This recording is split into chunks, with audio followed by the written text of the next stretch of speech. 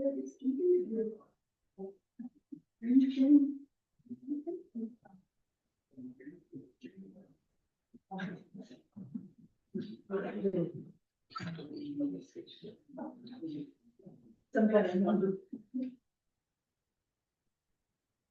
right, it's 11 o'clock. We're here for the preliminary 2026 budget, major fund revenue. Director of Finance, Mr. Valentine. Thank you, Mayor. Thank you, Council. Thank you, public. So I thought I'd start the conversation to discuss what the objective of this meeting is. So it's a workshop because we're trying to get ready to present a preliminary. Hello. So Next to you. present the preliminary budget. There'll be a public hearing. And during that public hearing, it's good that you're able to hear what's happening. You'll have a chance to interact, lots of questions. I'm okay, sir. And you probably before the final budget, which would be another public hearing that we would have. So we have two major public hearings about the budget. So this one is really about staff and council working together, looking to see where we're at, making adjustments. I'm ready to do that today. So I really see this as a hands-on workshop today. What I will do is walk the team through each one of the funds, explain how the funds work, why they work a certain way. If there's a legal question, I'm pretty well read on that. But we do have Julie available if we need to give her a call and talk about that. So Is she on the? She'll be on and off, but if we have a question that doesn't need addressed right now, you can form the question on the paper or email and I'll get it to her. Okay. Yeah. Thank you. So before I go into this, I will say that I'm going to show you 23-24, how we ended. Because that's really important as we're looking at trends versus what I think we're going to end with 2025 and how does that relate to 2026. We've built a budget that stretches out over 30 years. So any one of our funds that we have or our debt services that we have a long-term financial plan to make sure we can service all debt and maintain a good financial health. Before I start getting into the weeds, still from a very high level, I would say that we have been very stable over the last 4 or 5 months. It's been a really nice climb for the city, and it's great leadership, it's great staff support, great direction from the council. So I truly appreciate it, and I can literally see it in the numbers. The numbers are are very tight. So much so that if you recall, we hadn't reconciled in years the bank accounts. Now they're being reconciled daily. So they're down to the penny every single morning. We're just one day removed, just waiting for the bank statements every day. That's something that I report over to the mayor, so he has a good understanding what the cash and the investments are on a daily basis. And then we interact daily to say, hey, do we have an issue here or not? And how well are we doing? Are we on track to try to hit our goals? Ultimately, what we tried to establish for this year is to have a combined cash, which means your Banner Bank and operating account, and your investments, which are in 2 buckets. One's LGIP, that's your local government insurance pool that's handled by the state of Washington. And the other one's with Grant County Investments. Now we have about $106,000 in Grant County Investments. We have about $1.2 million right now. So in LGIP. LGIP and Grant County Investments both have been delivering very similar interest rates. We've been running most recently about 4.43%, which is a great return. And it's one of the things that you'll see in my staff reports, how we're doing on the interest side. The interest, go ahead. Would you tell me the Grant County investments? Yeah. And the LGIP? LGIP, Local Government Investment Pool. And how much is in? Roughly, and I can give you specifics. So 1.2 million roughly on the LGIP, about $106,000 in Grant County Investments. The rest of it's in Banner Bank. Okay. Now Banner, that's the regular. that's our regular operating. We have very, very low return on investment there. So we try to keep a low balance. And when I say a low balance, it's got to service debt and that sort of thing. So I typically keep about $300,000 to $400,000 in the Banner Bank. And then if we start going above that, we sweep it right into LGIP. Now, all the property tax that we receive, all the business licenses that we receive automatically go into our LGIP. So we try not to touch that. And we haven't touched that in months. I mean, that's why I'm saying we've been very stable. So we have been surviving well without having to tap into investments for a good 6-7 months now, which is excellent. And historically, that's Historically, it's not happening, or can you it even was tell? all, I can tell. It was all over the place. They were pulling $800,000, $1 million. It was moving all over the place. Okay. And the reality is, and I'm not trying to wave my finger, but the books were not at all reconciled. So it was probably gut moves of what we had to do back in the past. Okay. It is not gut moves now. Everything is very well orchestrated. You'll see that in the presentation, but most importantly, in the spreadsheet that I'm really going to try to strain your eyes on today. There's a lot of line items in there. But yes, I'm going to dig deep. I can go super deep, as deep as you guys want to go. And I want you to ask the hard questions today. This is an opportunity for us to kind of refine what we're doing. But at a high level, I will tell you that the way that this initial budget cut that the mayor and I put together, there's about a $55,000 difference in total fund revenue versus expense, meaning we have excess of $55,000, which is not a lot. If you recall what I said a little bit earlier, we're hoping to get about $2 million. It's our target for this year for combined cash and investments. I would love to be able to grow that each and every year by 100,000, 200,000 a year. My estimation, we should have $6 million. That's where we're, for the size of the city we are, that we should have in reserves. If something goes bad, we were talking a little bit earlier about infrastructure with stormwater, but it could be water pipes, it could be the sewer, and Eli knows this really well. We've been strained all year trying to support what Eli's been able to somehow put together. So I appreciate all that hard work. But if something goes down that's significant, or we get a giant pothole or something, we have some sort of legal affair that we have to take care of, we don't have much as far as reserves. So $6 million would be my recommendation for the council to try to get to. There's no way you're going to be able to get to that anytime soon, but you should lay in a plan that gets you there. And I would say over the next 10 to 12 years is what I'd like to see. Did you have a question, Jim? What does that mean that we need to point to for annually to increase from 55,000 to 6 million? Exactly. So, I mean, that's a great question, right? So you're talking about 500,000-600,000 a year is what you should be trying to bank at this point. This budget's only 55,000, but I will tell you that the expense lines, I'm already pretty aggressive trying to keep them down low. And so when we talk today, we have to have a realistic approach to it. So we don't want to just throw a budget out there that we're not going to hit. We need to throw a budget out there that we will hit, and it's not going to be comfortable, but we can hit it. It's realistic that we can hit it, and we do everything we can to. Now, things happen, and we get that, but that's why you have that little bit of buffer. But if we can do that year on year on year, and then take advantage of grants like we've been looking for, look at other local revenue options. For example, the mayor is pushing hard on getting passports going. Again, my background coming from the city of Granite Falls, very similar to Silver Lake, and where it's at, it's way off by itself. It's off the I-5 corridor. It's not an easy place to get to from the west side. Yet we are number one now in passport sales, bringing in nearly $1 million a year.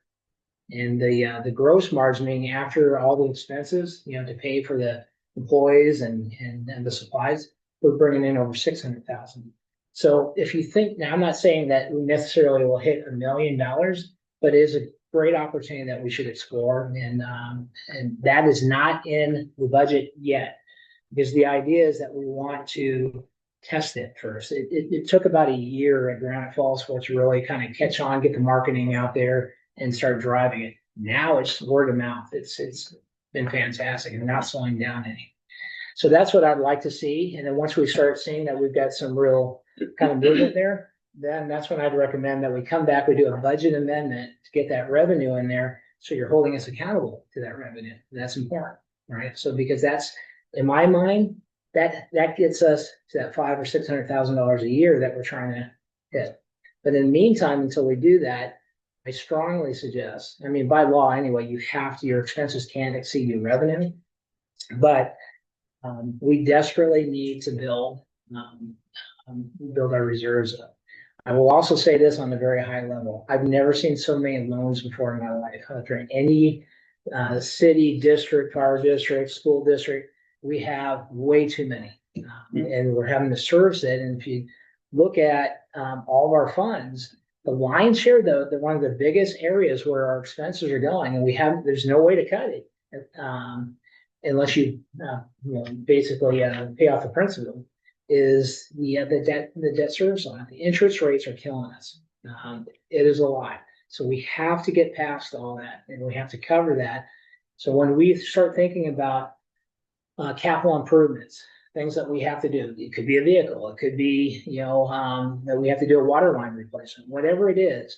We need to look hard in trying to get funding from other sources, but not through loans, not USDA loans or something like that, which is what we've done in the past. We need to get grants that pay for it, that we don't pay back. And they're out there, but it just takes a little bit of work. Some of the things that we could do to help that is potentially look for lobbyists. If you can get a lobbyist, sometimes they're pretty cheap. For example, the city of Granite Falls pay $3,000 a year. I'm using Moses Lake right now. There They're you helping us out, trying to get capital fund legislative, capital earmarked funds from the state to do infrastructure. And yeah, so I'm working on that now. Yeah. That's great. And the issue that we are facing right now is we've got to get past the 4, 5, 6 years where our finances were not under control and were not reported to the state, because that when the state or whomever it is looking at different agencies that are vying for the same grant money, they're going to look at the report. They're going to look at, what does the SAO say? How well are we doing? So findings are not a good thing. And for federal money, you're talking a totally different level of compliance. It's unbelievable. Well, it's not unbelievable. It's very believable, but it's a very comprehensive compliance, which it should be when you're handling public funds, right? So when we do that, we really have to consider it as a team, how we all affect it and what all of our responsibilities are, from the council all the way, through every position in staff. Just to control it and make sure that we're compliant. Because once you're not compliant, either you're going to return that money and you'll never get money from them again, or you're going to get more money because you can demonstrate that you have financial prudence and you're actually using the money that they At a federal level. Yeah. And is the other level you're talking about state Yeah, you can have state, you can have county, or private? absolutely you can get private. Okay. Yeah. But I'll tell you the biggest funds right now, as you know, the state of Washington has a deficit. So their capital money right now they're not choosing a lot, but they're still out there. They're still available. Right now, everybody knows where we're at federally. It's Washington State's not, the feds are not, big fans of Washington State right now. So they potentially hold money back. So what that means for us over the next 3-4 years, we have to do what we can with what we have and try to take advantage of county, state, and even private funding mechanisms. So I'm trying to give you from a high level of what you're going to see today. I will say this too, from a very high level. The positions that we currently have on staff right now are the positions that are in 2026 all the way through the projections that you're going to see today. They do not have any incremental. There's no additional positions in there. Can you scream that really loud so that every person in our city can hear that? Absolutely. And Or at least the audience. I wish we did. And we could use it, trust me, but now is not the time, in my opinion, to bring on additional folks. Because we're trying to build our reserves. We need to get healthy again. We are not healthy. I will tell you, whoever did the utility funds on the water and sewer, hats off to them. Because whoever set those rates, that committee, they did an excellent job. They were right on it. They were on the mark. And they did it without a lot of a good, bookkeeping on the city side. So now we've got both working together in unison, and I think we've got a very, very good plan for our enterprise funds, and our general fund is positive. Yeah. So, yes. Can I back up just a moment and explain exactly what staffing you're talking about? Yeah, the current staffing that we have is go down the list. So we've got the city clerk, Coley, we have Tanya doing utilities. We've got me as the treasurer. We've got Chief Nana and his team of 4, right? Yeah. Officers. We've got the mayor who's also acting as the city administrator, so that piece is in there. And then we've got what, 5 from Public Works? Me and 5 others. Yeah. So Eli and number 5 from Public Works. So those are the ones that we have, and then. Right. Wait, before we move on real quick, when you mention incremental, that's more than just their salary. When we set a person in an incremental position, we set their salary, but doesn't on top of that include the extra where the city's liable for extra insurances, extra, L&I stuff, extra union stuff, or COLA raises and stuff like that. So it's not so much the yearly salary that the person receives. It's all the extra stuff that 100%, and that is built in here. So on average, I'm taking about a 3% lift. There are step increases as well, but on average, about a 3% lift, because we just don't know what the COLAs are going to be. The CBAs, I have to take guesses on what they may be, so that may adjust a little bit. The benefits are in there. That includes your health insurance, your dental, your vision. It's a pretty comprehensive package. I will say Coley sent over to me from Teamsters yesterday what the 2026 is looking like, and it's a blended 4.47% increase, which is very low when it comes to healthcare and life insurance and all that. Now, if you just look at by the way, that spread, the sheet that you gave me, Coley, it's 5% on just the medical. Everything else stayed the same, so that's why it's a blended lower rate. So Teamsters has been doing a great job. I think it's a really good choice, but that's all in there as well. So I assume that increase. I also assume an increase on our insurance through AWC RMSA. So that's all in there. And that's a pretty sizable amount of money, right? That's going through every fund, but it's one that pays off. Is this buildings? Everything. So Everything. in fact, general liability, one of the greatest things about the AWC RMSA insurance that we have is that we can use it for pre-litigation. So we don't necessarily always have to even go with Julie. Julie provides unbelievable guidance, don't get me wrong, but there's other lawyers, part of AWC RMSA, that are specialized in other areas. And that's part of what we pay for. So we get that. And there's a certain amount that we get for free. Well, it's not for free, you're paying for your premium, but it's not an incremental cost. So that's built in here as well. And I will say that AWC RMSA has made it very clear that they're not going to pick up cities that they feel are risky. So again, that's kudos to Silk Lake that we're able to get on it, because it's actually kind of difficult to get, most of the cities, or in Falls, we're on it too, with CIAW. That's one of the more typical ones that you would see. But from a high level, I'm trying to account for inflation right now. The inflation June to June is 2.73% in the Seattle area, which kind of translates essentially here as well, because you're picking up a lot of supplies from the west side. So I tried to integrate about a 3% lift on for inflation rates as well. So that's all built in here. Now, again, we have some opportunity that we are not addressing yet, and that's passports number one. But then we can go to trip cards. We can go to TSA. We can provide government services to other governments and be able to bring in extra revenue. So that's part of our game plan over the long term. So that's how I'm hoping that we can try to get from 2 million to 6 million. Say that again.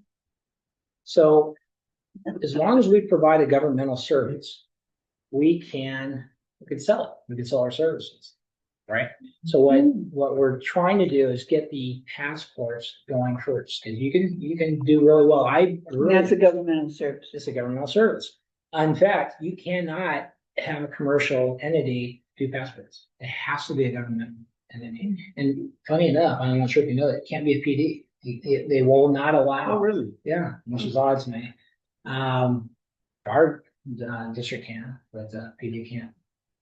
But anyway, so that is, in my opinion, a huge opportunity, especially the location. I think people will come, and that will also affect business, right? So that's going to bring in additional business. Now, I think everybody's heard, and this is integrated into the recent business and occupational taxes, the state of Washington. You guys hear me okay on this speaking? The state of Washington has put in place October 1st, they kicked off. The B&O taxes increased dramatically. In fact, it's generating $9.6 billion in revenue for the state. Now that's at our billion. That's at our expense as well. So the contractors, the businesses around here, almost every industry is going to see an increase. And there's even industries that have never been touched or had to pay for B&O tax in the past that now have to. But I say this because our rates go up as well. So we do receive a piece of sales B&O tax from the state. It comes in the form of our sales and use tax, right? So that will have a slight increase because people are going to have to account for the increase in B&O tax. Said another way, they're going to raise their rates. When they raise their rates, it generates a little bit more sales and use tax for the city, as long as it's within the city limits, right?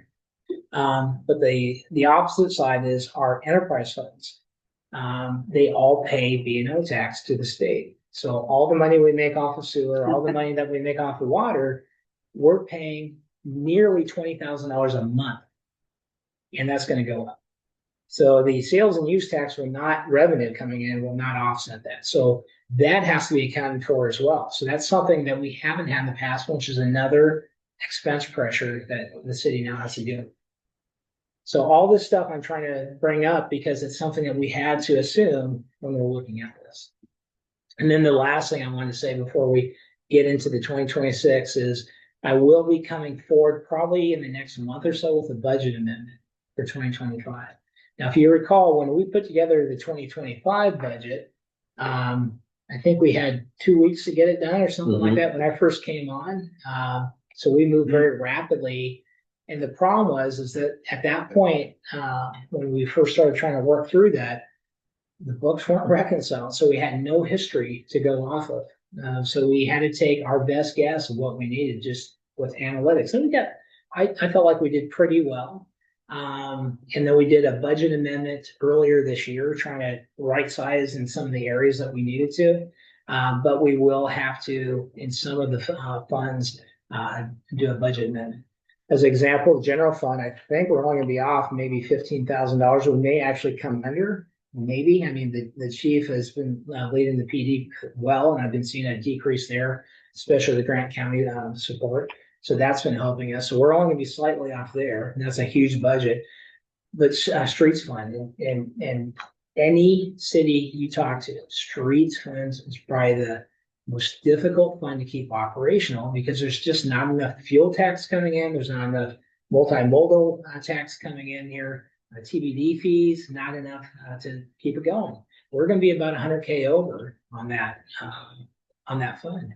But it is what it is. You have no choice. You have to keep the streets operational.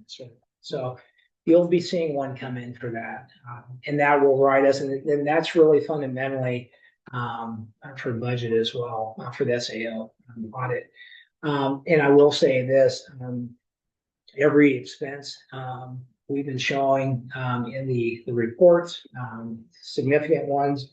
It was brought up, it's got in front of the council, so it's not like it's just magically happened, it's just been over time. It's just a very expensive thing, and we had to take our best guess, like I said, early on, we were off on that. We were off, and so, that, I will take responsibility for that. I thought it would come in lower, but again, I didn't have good historicals that I can base it off of. But now we do, and I feel very, very confident in what you're gonna see today. So before I move on to this, any questions you want to hit me with?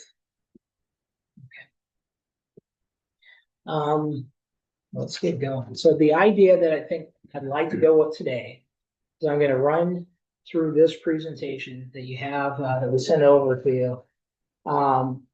After we finish with the fund, we have an opportunity that I can break from this presentation, this formal presentation, and I can show you the actual spreadsheet that has every bar's code and trend, and we can dig into it. And if we really have to get in the weeds, which is fine, I can easily open up our accounting system and we can dig right into any one of the charting accounts. And you'll have this in front of you as well, this graph that I'll show you. Does anybody have all these? You gonna see? Thank you.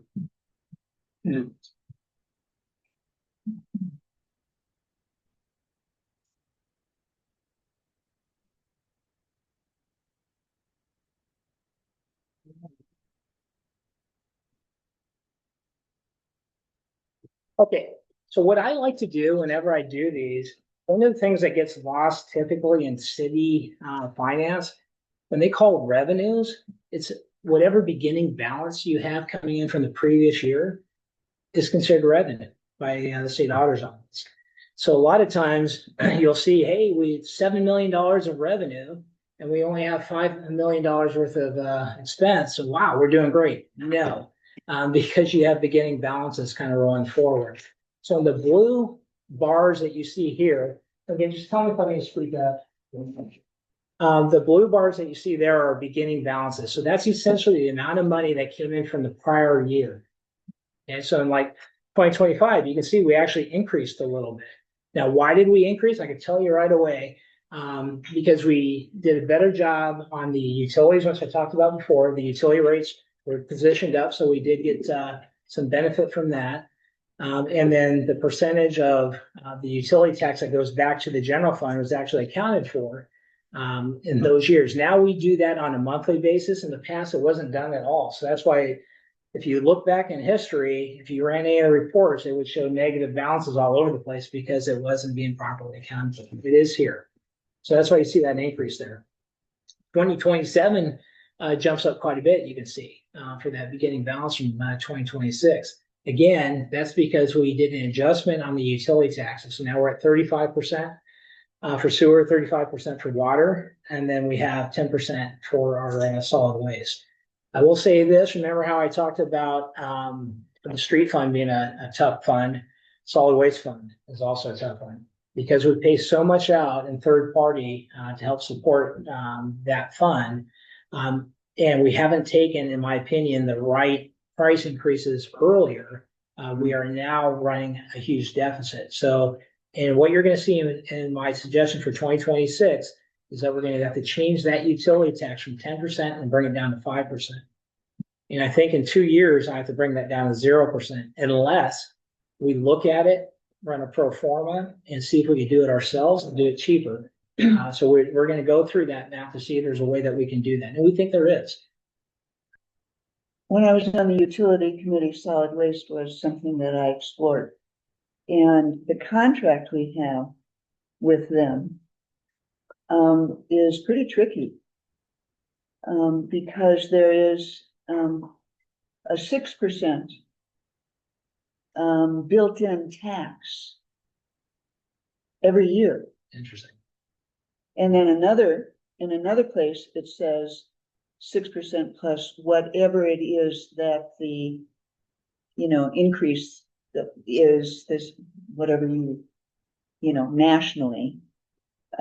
So sometimes it ends up being double digit increases And we have not historically passed that on to the customers. Absolutely. And I'm feeling, I can see that, and that's what now we have to drop down. So that contract needs to be fully explored. Yes, we are working, I believe. How much is And- left on?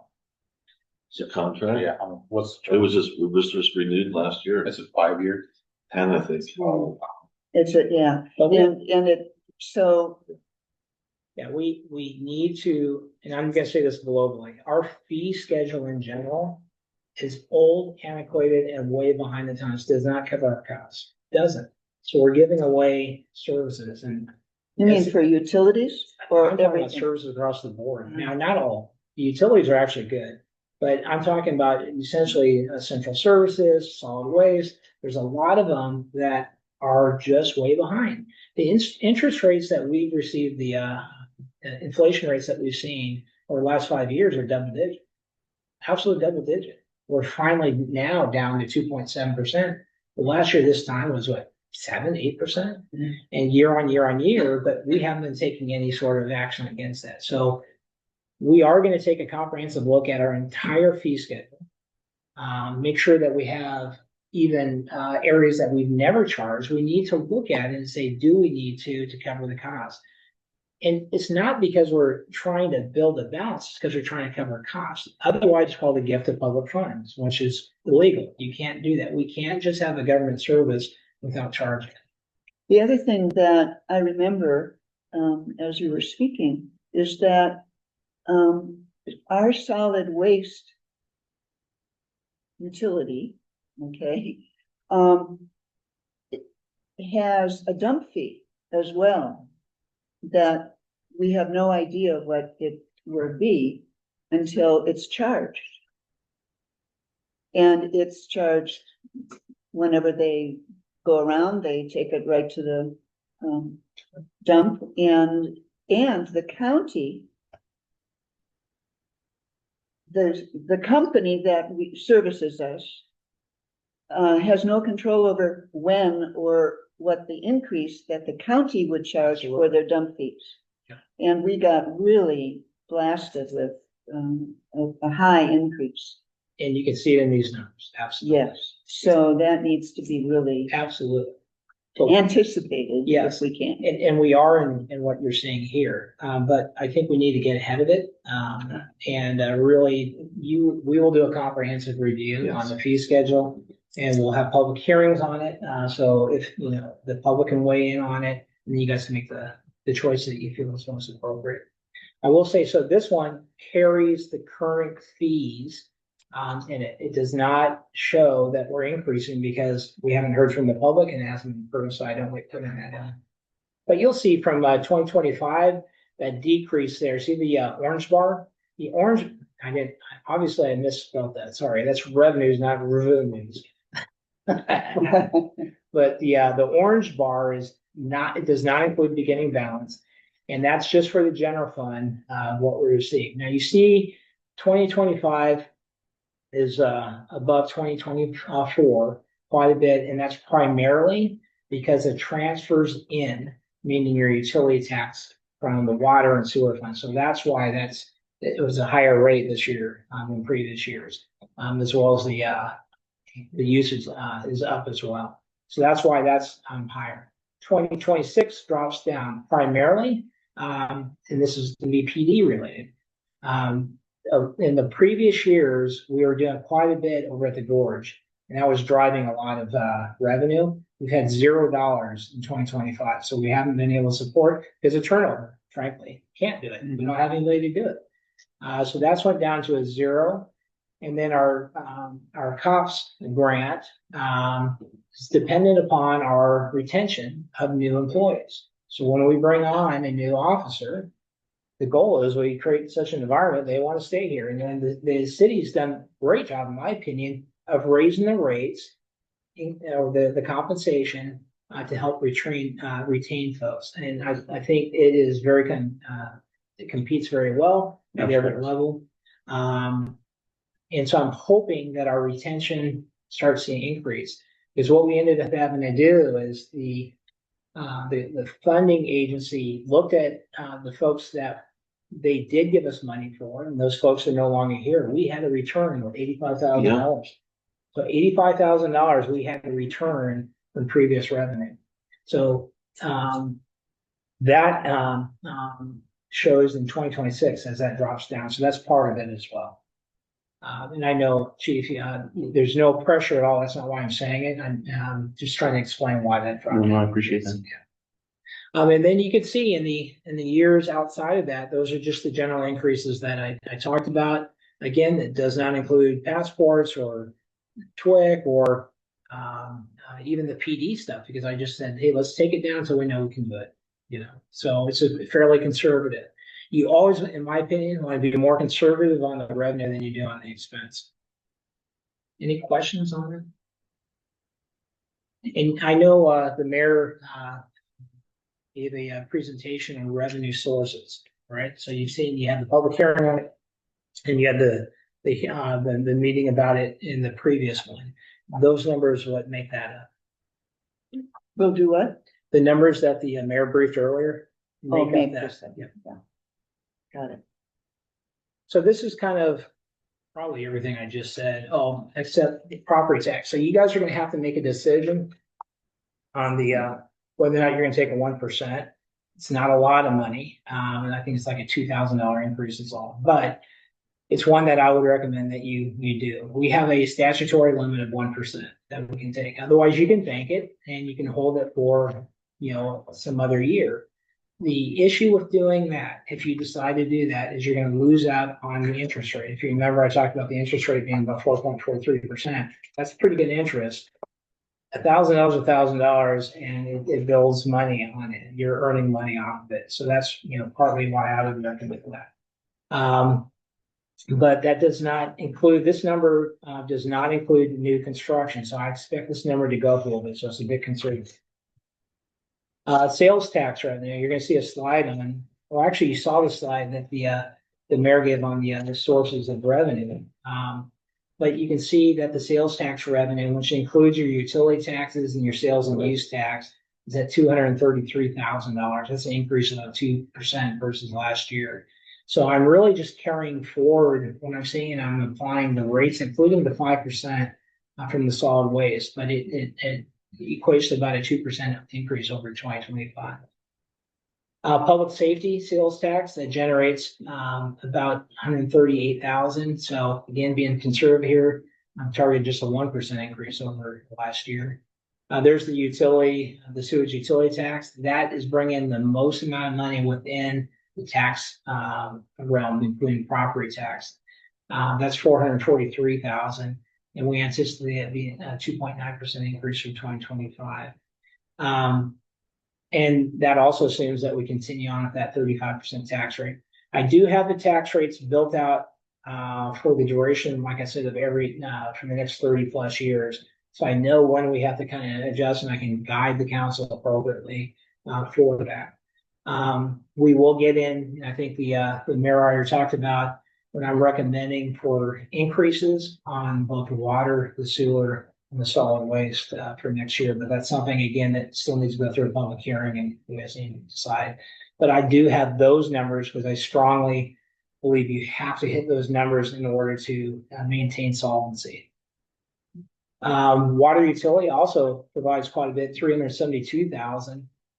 That's about an 8.8% increase. That's reflecting both that consumption growth and the new 35% growth rate structure. And then again, the garbage utility fee, I've got to reduce it down to about 5%. We're not getting a tremendous amount from that, from utility tax, but we need to keep that solid. The public safety tax, is that the same as the jail tax that we're getting from the county? Yes. Okay. Yeah, it all kind of rolls into that tax. Okay. You actually have a couple different line items there that you get some sales tax from. Building permits, I'm anticipating they're going to generate about 101,000. Just with the developmental activity going on, plan review and check fees. I'm expecting about 66,000 next year. Remember, I talked about the COPS grant, the ASAP one. We typically are about $105,000 to $110,000. I'm anticipating that we're going to be at 61. We do have a current grant right now that brings us through 2026. There are more opportunities that I know the three of us need to make sure that we get on, so we can look that on for the following years. I was looking at that, yeah. City assistance will get money from the state, and they call it city assistance. That's going to be about 133,000. I'm hopeful that the state being in a budget crunch doesn't reduce that amount of money. But right now, it looks like it's going to hold for next year at least. And then the state also shares revenues such as marijuana tax and liquor excise. Now, you notice that it's actually a decrease. And I'm not sure if you've read much about it, but this is interesting. The younger generation is smoking less marijuana and drinking less liquor. Yeah. And it actually is reflecting in our sales tax. You can literally see it. And it's not just here. I see it over in Grand Falls as well. It's pretty interesting. Hats off. This is a huge deal. Yeah, the campground fees, the RV park. I know you saw this in the revenue, the sources of revenue slide, but I think next year we're going to hit about $77,000 on that. Now, net, I think we're only making like 20,000 in previous years. So that's a huge increase for the size of the city we are. So if we keep that, coming and maybe expand it, that number may go up. And then the phone tower lease, this is an interesting one I wanted to bring up. That's steady income. I remember back in 2017 or 18 when I was here, I'm sure you remember this, we talked about selling this thing. And the council said, no, don't do that. And I think we're going to sell it for like 250,000 or something like that. But it's been paying. And that was a good choice, again, from the council, because now you've been able to maintain that revenue.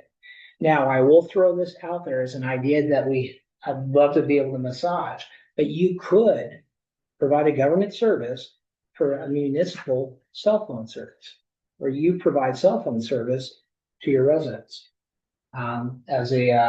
it's government service. So it's something I'd like to kind of explore and see if there's any room there to kind of help support the revenue and what services that we provide. And I think we can do it cheaper than what you can get commercially. And it's a choice. You don't have to force people into it, but they can opt into it.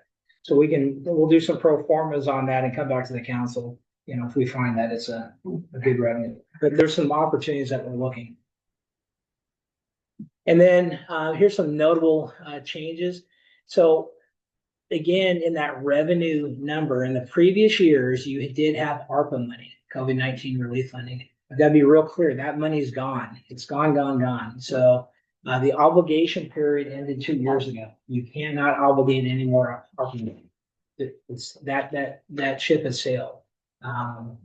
So the money has been that I saw that was used in prior years was used primarily for staff and for public safety, trying to make sure that we were funding the first responders and then some city staff and retention as well. Outside of that essentially was absorbed as lost revenue. They call it. It's revenue for potential lost revenue that you may have had during COVID. So that ended up in our general fund. So essentially now you're using whatever was left in that and just your operation services, if that makes sense. Mm-hmm. But I keep hearing, hey, do we still have COVID money left? No, that's not going. And then there's transfers from special funds. Remember when I had in the last budget amendment, I'm not sure if you remember, we had a bunch of negative balances everywhere because things weren't transferred properly. We did all those one-time transfers already. So we don't have to keep doing that. So all those go away. So that kind of reflects in some of the revenue numbers there. And then there's the investment interest revenue. Right now at 44,000. And that's based on, like I said, about 1.3 million with LGIP and Grant County is what I would expect that we're going to get next year. And there's some property tax, but it's very, very insignificant. Any questions so far? And again, we'll go in as much detail as you want, but I'm just trying to give you a high level. So this is another way to look at it. And you should have this in your packets. So this is at the departmental line. Actually, I think everything I passed out is bars on, so you have line items detail here. This is a roll up of what you're seeing here, which just rolls it up. So you see on the far left, 2024 appropriated, that really means what the 2024 budget was. So the most important number is the actual. 2024 actual is how we ended that year. But again, I'll be real clear, a lot of stuff that occurred in 2020 through 2024, not a lot of good, I'll just say bookkeeping, if you will. So 2025, I feel very strong on how clean it is. You see the appropriate for 2025, that's our current budget. Again, we'll need a budget amendment. 2025 is where we're at through September. So that is reconciled through September. So it kind of gives you an idea. We're at 1.6 million through September versus the $2.2 million revenue budget. That's pretty good. So we're actually tracking to be just slightly above what we anticipated in our revenue. And again, that's really because of your RV park. It's the only reason we're tracking above, because remember, we on the PD side, that kind of went down. We had it in budget originally because we thought we'd be able to do it. Right. Any questions on this so far? Oh, you do see, so this is where what my current stab at our budget is that 2026 number. So it essentially ties out to what you guys have with your diesel. So what that's telling you is that right now I'm anticipating about $2.1 million is what we're going to be able to generate next year versus that 2.2 million. I explained why previously. You notice the interfund transfers, those are the ones that came from other funds. That's nearly 200,000 there. So if you take that away, we're in pretty good shape. Makes sense? It's clean. Yes, yeah. Now this is the expense line. Again, what you're going to see here is in the blue is your end fund balance, which will become the following year's beginning balance on the revenue side. But in the world of Washington State cash accounting, they call it an expense. Your reserves, they call it an expense, which makes no sense. But that's what they do. So what's important here is that you want that blue bar, obviously, to increase. And remember when I was talking about, hey, we really need to target 500,000, 600,000. It's across all of our funds, by the way. So this is just one of our major funds here. And you can see here that we have a nice increase every single year in that end fund balance because we're being, and we have conservative revenue, but we're being fairly aggressive on what we want to try to do with the expense line. So you can see that we're increasing it where I think we're going to be about 350,000 in 2025. We're going to be nearly 500,000 in 2026. So a good positive increase there on the general fund. And that's really important because your general fund can support any other fund. This is the fund that the council really has a lot of discretion on. You don't have so much discretion on your water fund, sewer fund, and your enterprise funds, your capital funds, because those are all assigned funds. So the money that comes in revenue there has to be used within that fund. It cannot be transferred unless you do a loan. And then if you do a loan from one fund to another, you have to charge insurance. And just it's not a lot of fun. So, but this shows good health. And I will tell you what I'd like to see us get to is about 1.8 million on the general fund. So, and you can see we've got a pretty good plan over the next 5 years that's getting us closer and closer to that. But, I'd like to see it out here, 2033 or so. By when? 2030? 2033 or so. Because I think we'll be about 1.1 million in 2030. Any questions on that? Now let's talk about the expenses real quick. So the 2026 general fund has about a 13% decrease from what we're anticipating our expenses to be previously. Now, if you look at that, that's about a $300,000 difference. Well, let me explain. You had a lot of services that are going into the general fund that we had to take care of in 2025. If you remember, we had that with all the PD, we lost a lot of folks, so we had to rely on Grant County to provide a lot of service support. That is the lion's share of the dollars that are in there. That's the lion's share of the dollars. So I have seen a significant reduction since the chief has been on board. And our folks are back from training, and I understand they're doing a great job.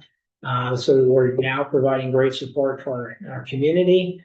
And the expense line has dropped down quite a bit. But I do anticipate, that we're going to come in, a pretty high 2.2 million, but there should be a good decrease here. We also had some other professional fees in there that were one-time costs in nature, or transfers out that we're not going to have in 2026, which I talked about before. And here's the thoughts on the law enforcement. So appropriately, and if you look at SAO, there's a tool, and I think I've said this before, but if you get a chance, go to the SAO website, the Washington State Auditor's Office, and Google search that with the acronym FIT. It's a financial intelligence tool. It's a great tool. What it does is every city, every agency, every school district has to submit their numbers, annual numbers, into the SAO, and they put it into this database, and then they do comparisons, and they actually create very strong benchmarks, and so you can see how your city or agency or whatever is doing, and it compares it with others, which is pretty nice. And I say that because if you see here, 40% of our general fund is tied to law enforcement. That is exactly the benchmark. That's exactly the benchmark. So that's great, because we were able to, in 2024, and it reflected well in 2025, we brought the salaries up. And so now you're able to retain, great folks. This one's assuming a 3%. We got to make sure that ties out to the CBA. So I've got to make sure I tie my numbers out there. The benefits are in there, the 180. So when you were talking about earlier, what about all the benefits? It's not just the salaries. Well, there you go. There's it's $180,000 just for police benefits. And then if you look at the rest, now you have the law enforcement administration and benefits as well. You also have MAC services, which is for dispatch emergency. That's $44K. Uniforms and equipment, we're assuming about $12K. And again, Chief, as we go through this, and if you're saying, and I know you haven't been here long enough, but even later, if you're like, Jeff, that's just too low, we can't do something like that, just come to us. And, we can look to see if we can pull from a different expense to try to keep within the fund, or we'll go to council and explain, hey, this is what we need, this is why, and we can do a budget. Now, unless and you say, hey, no, I need something more or less, we can do it right now. So Okay. I'm just saying, though, don't feel rushed, because you'll have that opportunity. Okay.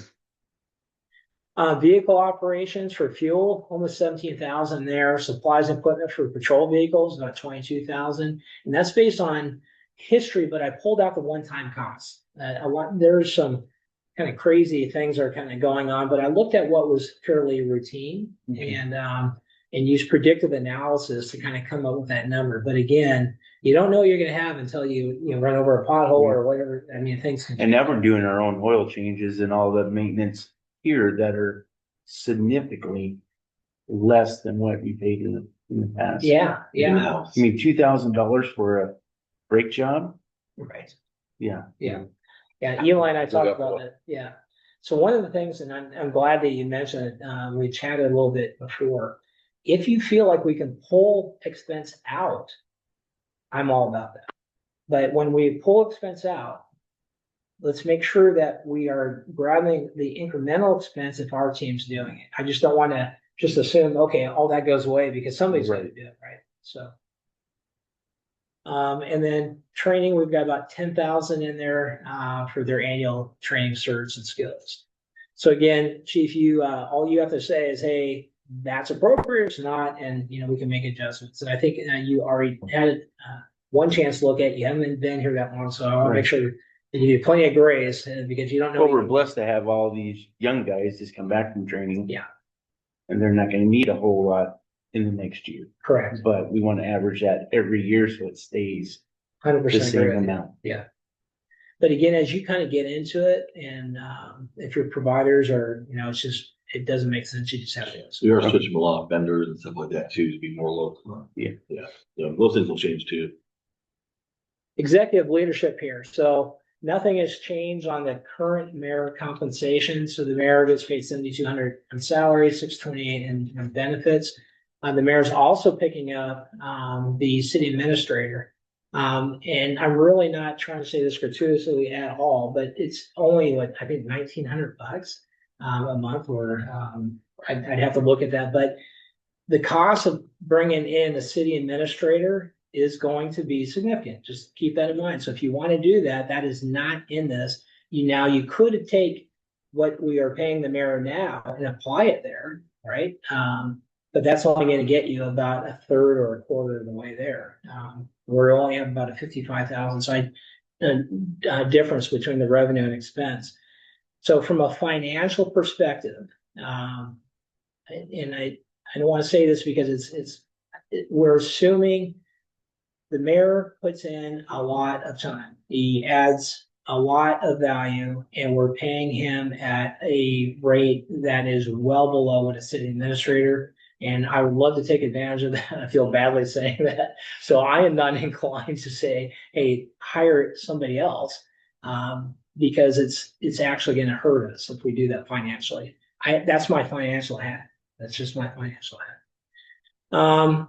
You see in here on audit services, this one has killed us. And this is part of why our expenses are so high in 2025. We've already, I think, hit like $35,000 worth of audit, and they've only audited 2021.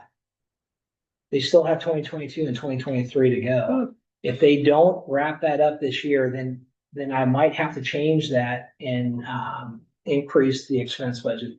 But they've been slow boating it, to be honest with you. And I say that candidly because 2021, 2022, and 2023, the years that they're auditing right now, we had to approach it. The team had to approach how we prepared for that exactly the same way, because all the books were equally messed up.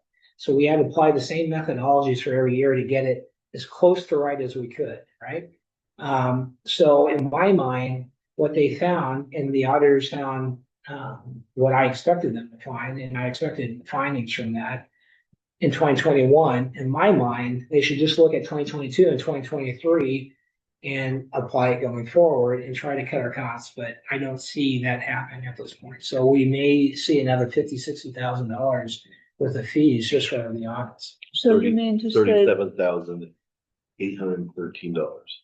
There you go. that they're gonna go back and do 21 and 20? They've already finished Along with- 21.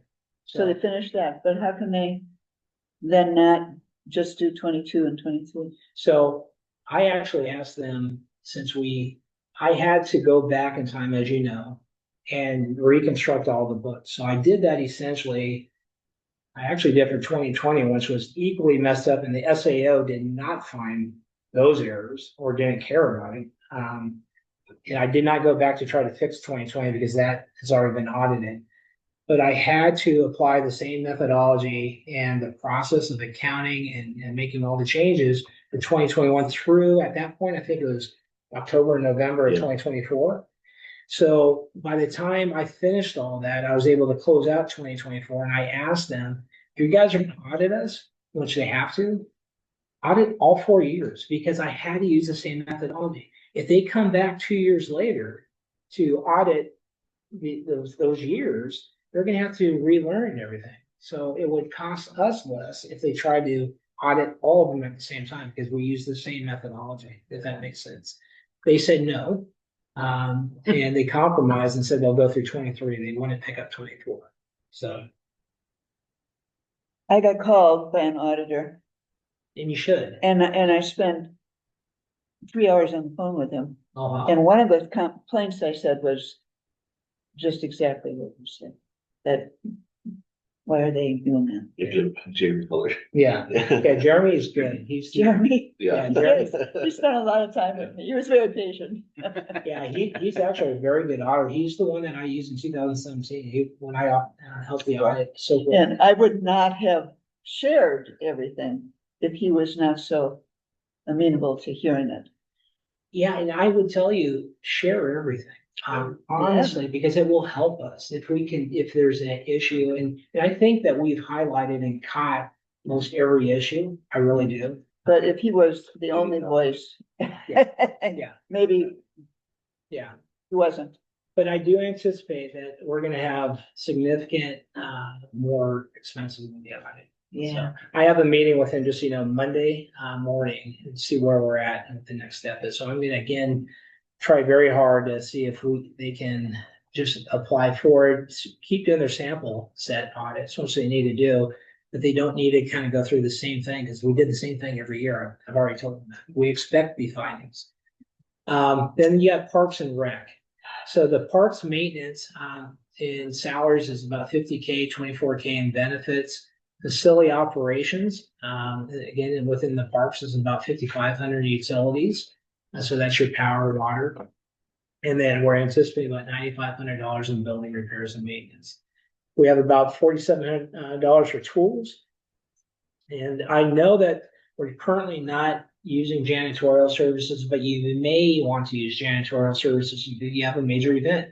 So you may want to bring in some support. So I wanted to make sure that we had some money set aside to support, any of the many events that Soquel does. Building and development services with about 91K in there for inspection services, and planning services at 6,500. Move it back up to the facility operations in the parks.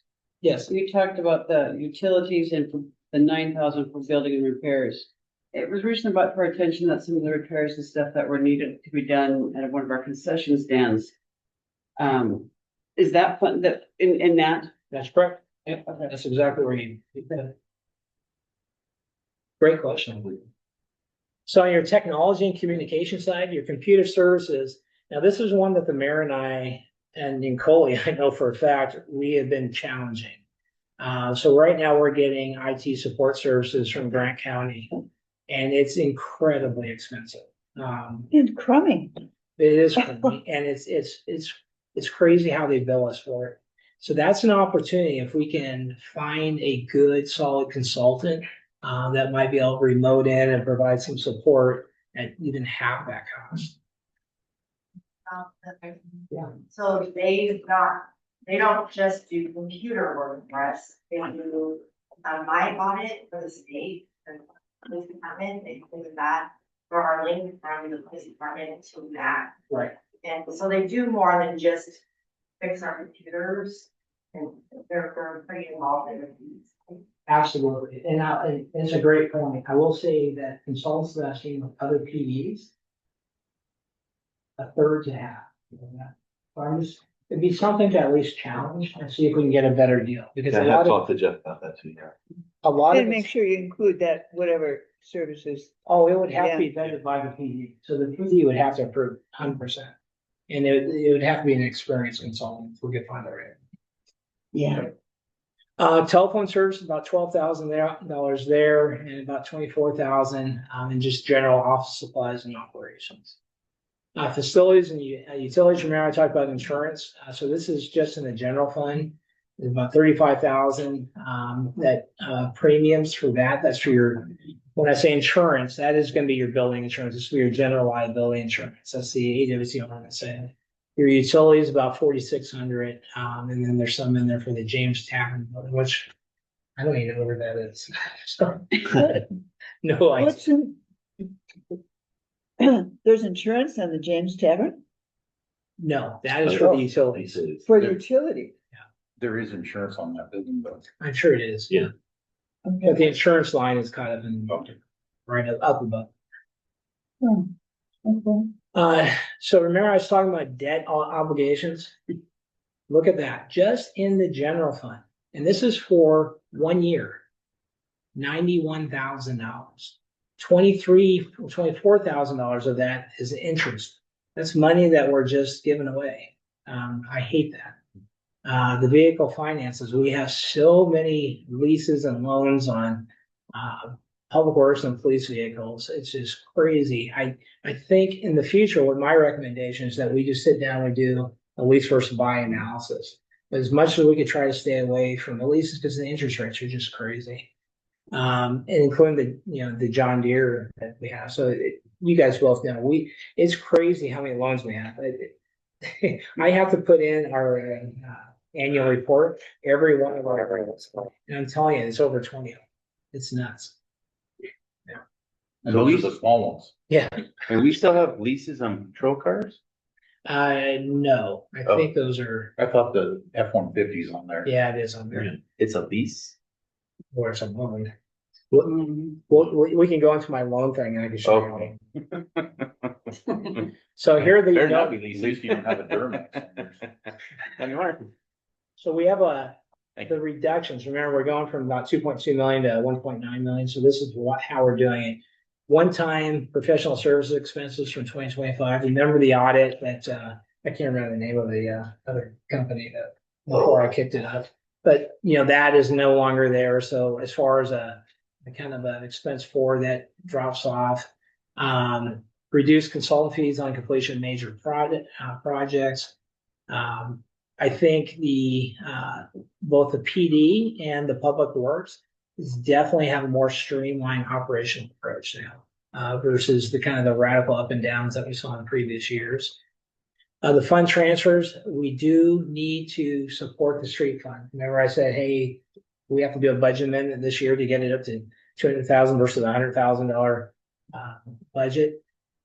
Well, I have to reflect, how are you going to get that revenue? Because I told you the TBD and the vehicle fees and all that, it's just not enough to cover it. We have to transfer $101,000 out of the general fund into the street fund to help them. And that's normal. Street fund is actually part of the general fund, but it's one that you typically create because you have TBD monies going in there and you have. And the concerning thing on that is, we didn't do much on the streets this year. It's very concerning, isn't it? Every city has the same mission.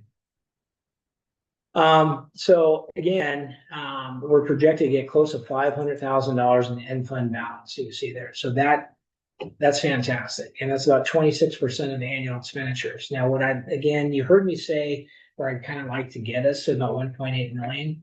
Now that 1.8 million of end fund balance, you think about what the expense line was, I just showed you is 1.9 million. So essentially what I'm saying is you want to try to get to a year's worth of reserves that you can hold in there. Yeah, and I would say that almost really for every one of your funds is kind of what you want to do as a rule of thumb. The state auditor will tell you only need 60 days. Not enough. Not even close. Would you say that again? The state auditor's bench. No, before you mentioned. Yeah, the state so the reserves, when you think about your funds, how much money should we have in the end fund balance at year end? How much money should we have? It should be essentially about the same as your entire expense line for that same year. Yeah. So Okay. our target, 1.8, 1.9. Now I said 1.8 because you have $100,000 that's dropping into the street fund, right? So that's part of the expense. That's why 1.8 is what the cut would be. Now, I do think that our budget right now, and again, we'll have a public hearing, we'll get input. We want to make sure that the public feels the same way that I do or you do. Most importantly, that it really does demonstrate our commitment to public safety being number one. And it shows responsible financial management, that we're really watching every freaking line item on there. But we're making sure that our services, Kohler provides, Tiny provides, the parks provide, our street sweeping, our public, everything is top notch. So that's what this is trying to do. But again, it does it while building for the future. So we're trying to, it's a balancing act. I would love, by the way, to get a whole team of code enforcement officers. I would love to add more police officers. I know they need it. We need more public works folks. I get it. We need more, folks coming in, in the office, especially when we start passports. It's just not financially viable at this point. We have to build the revenue first and then follow with the expense. That's my opinion. Thoughts, questions? You wanna grab some pizza and stuff back here? I'm good. It's morning time for me, so. I'd like to have a break. Okay, let's take a break. Stand up and move around, get the blood flowing to our brain again. We'll keep it right here. This is the summary, so I can talk about that in a second.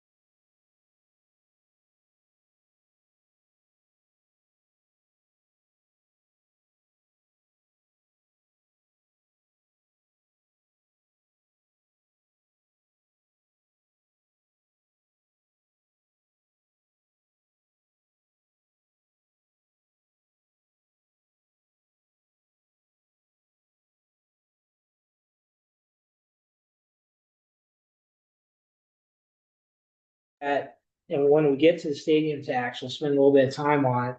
Look to see if maybe we've got something in the expense line that may be bloated, and maybe we could just move it down there. So when we get to stadium tax, let's bring this up again. And then maybe we could find that money. So the good news is it doesn't have to come out of the general fund, so you don't have to ride on bicycles. I'm all for it. Horses? I thought you were getting segues. Yes, the little parts. Okay, so kind of going back to the general fund, this is again the summary of the general fund by department. So it's kind of just interesting to look, if you remember, just look at the actuals, don't look at the appropriate, because that's just the budget. The 2026 appropriate that one is important because that's what we are currently assuming before we go and present the preliminary budget. This is kind of the step before the preliminary budget. So what's important there, look at the law enforcement as an example. And again, it's kind of gummed up in the previous years, like I talked about, but 2025 is not gummed up. So you've got $1,121,000 in there for 2025. Yeah, 1.4 million that was in there for the budget. So you can see that we're running above our budget line right now. Okay. And that's primarily because of your services. So if you look at the service line if you see the law enforcement, I'm going to put the cursor on it. So, well, there we go. So here's law enforcement. This is what I'm talking about. So this sums everything up. When I'm talking about specifically here, this is what our current budget is, $1,360,000. Right now, through September, we're already at $1,121,000. Okay. Now you can say, well, wait a second, how are you getting from here to there? Well, we have brand new police officers. So that helps us in a sense that they haven't quite hit the steps yet where they're making more pay. They will over time. But that kind of decreases a little bit from 6,000 for the budget. You see we're at 454 now. That's actually good. But that's because, again, we didn't have the chief in place earlier, and you didn't have all the police officers in place. But what you did have is look at your service line, $414,000 through September versus the full year budget, 345. That's primarily your Grant County services there. So, yeah. Mhm. So when I looked at the services that if we're fully staffed, and that's using what we're paying today, plus the increase I talked about before, I feel comfortable with this and not based on your current staff. Okay. Your supplies, if you look at your supplies, I'm right in line with prior year budget, and we're actually coming below that. So great job for the PD on that. But the services I stripped out, I just put a little bit of money in there for Grant County, but we shouldn't be using them.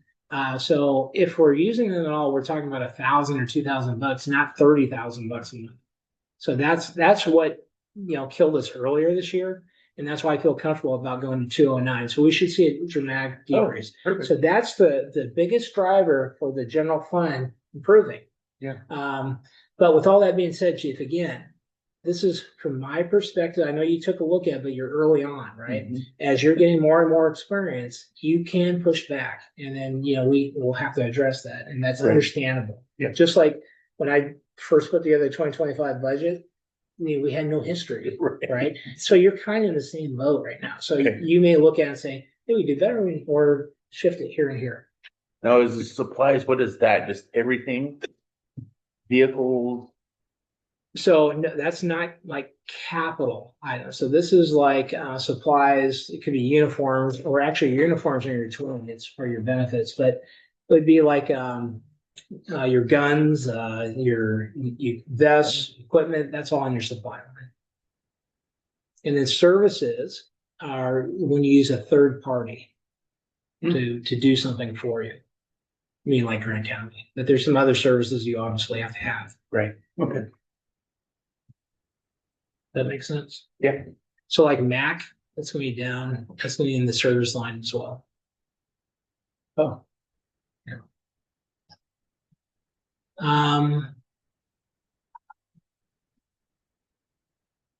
And you can see here as an example, you know, the library one is one you can see in previous years, we had much lower dollar amounts in there. So that's one I think, Mayor, we got to dig into because you can see we thought it was going to be higher. And I think maybe there is a one-time cost associated with it. But I brought that back down to a more historical level of 25,000. So these are the types of things that we got to dig into to make sure that we got that right before this. What does that mean, libraries? Is this books we order or No, it's primarily like utilities. That's libraries? Yeah. We clean it as well. We own that building, so Oh, it is the building. then. Correct. Yeah. Okay, There was glass that was broken too as well, so that was a little cost effective. so Well, library, yeah, it probably shouldn't have. That was been. gonna be Right. separation. Yeah. it's a library.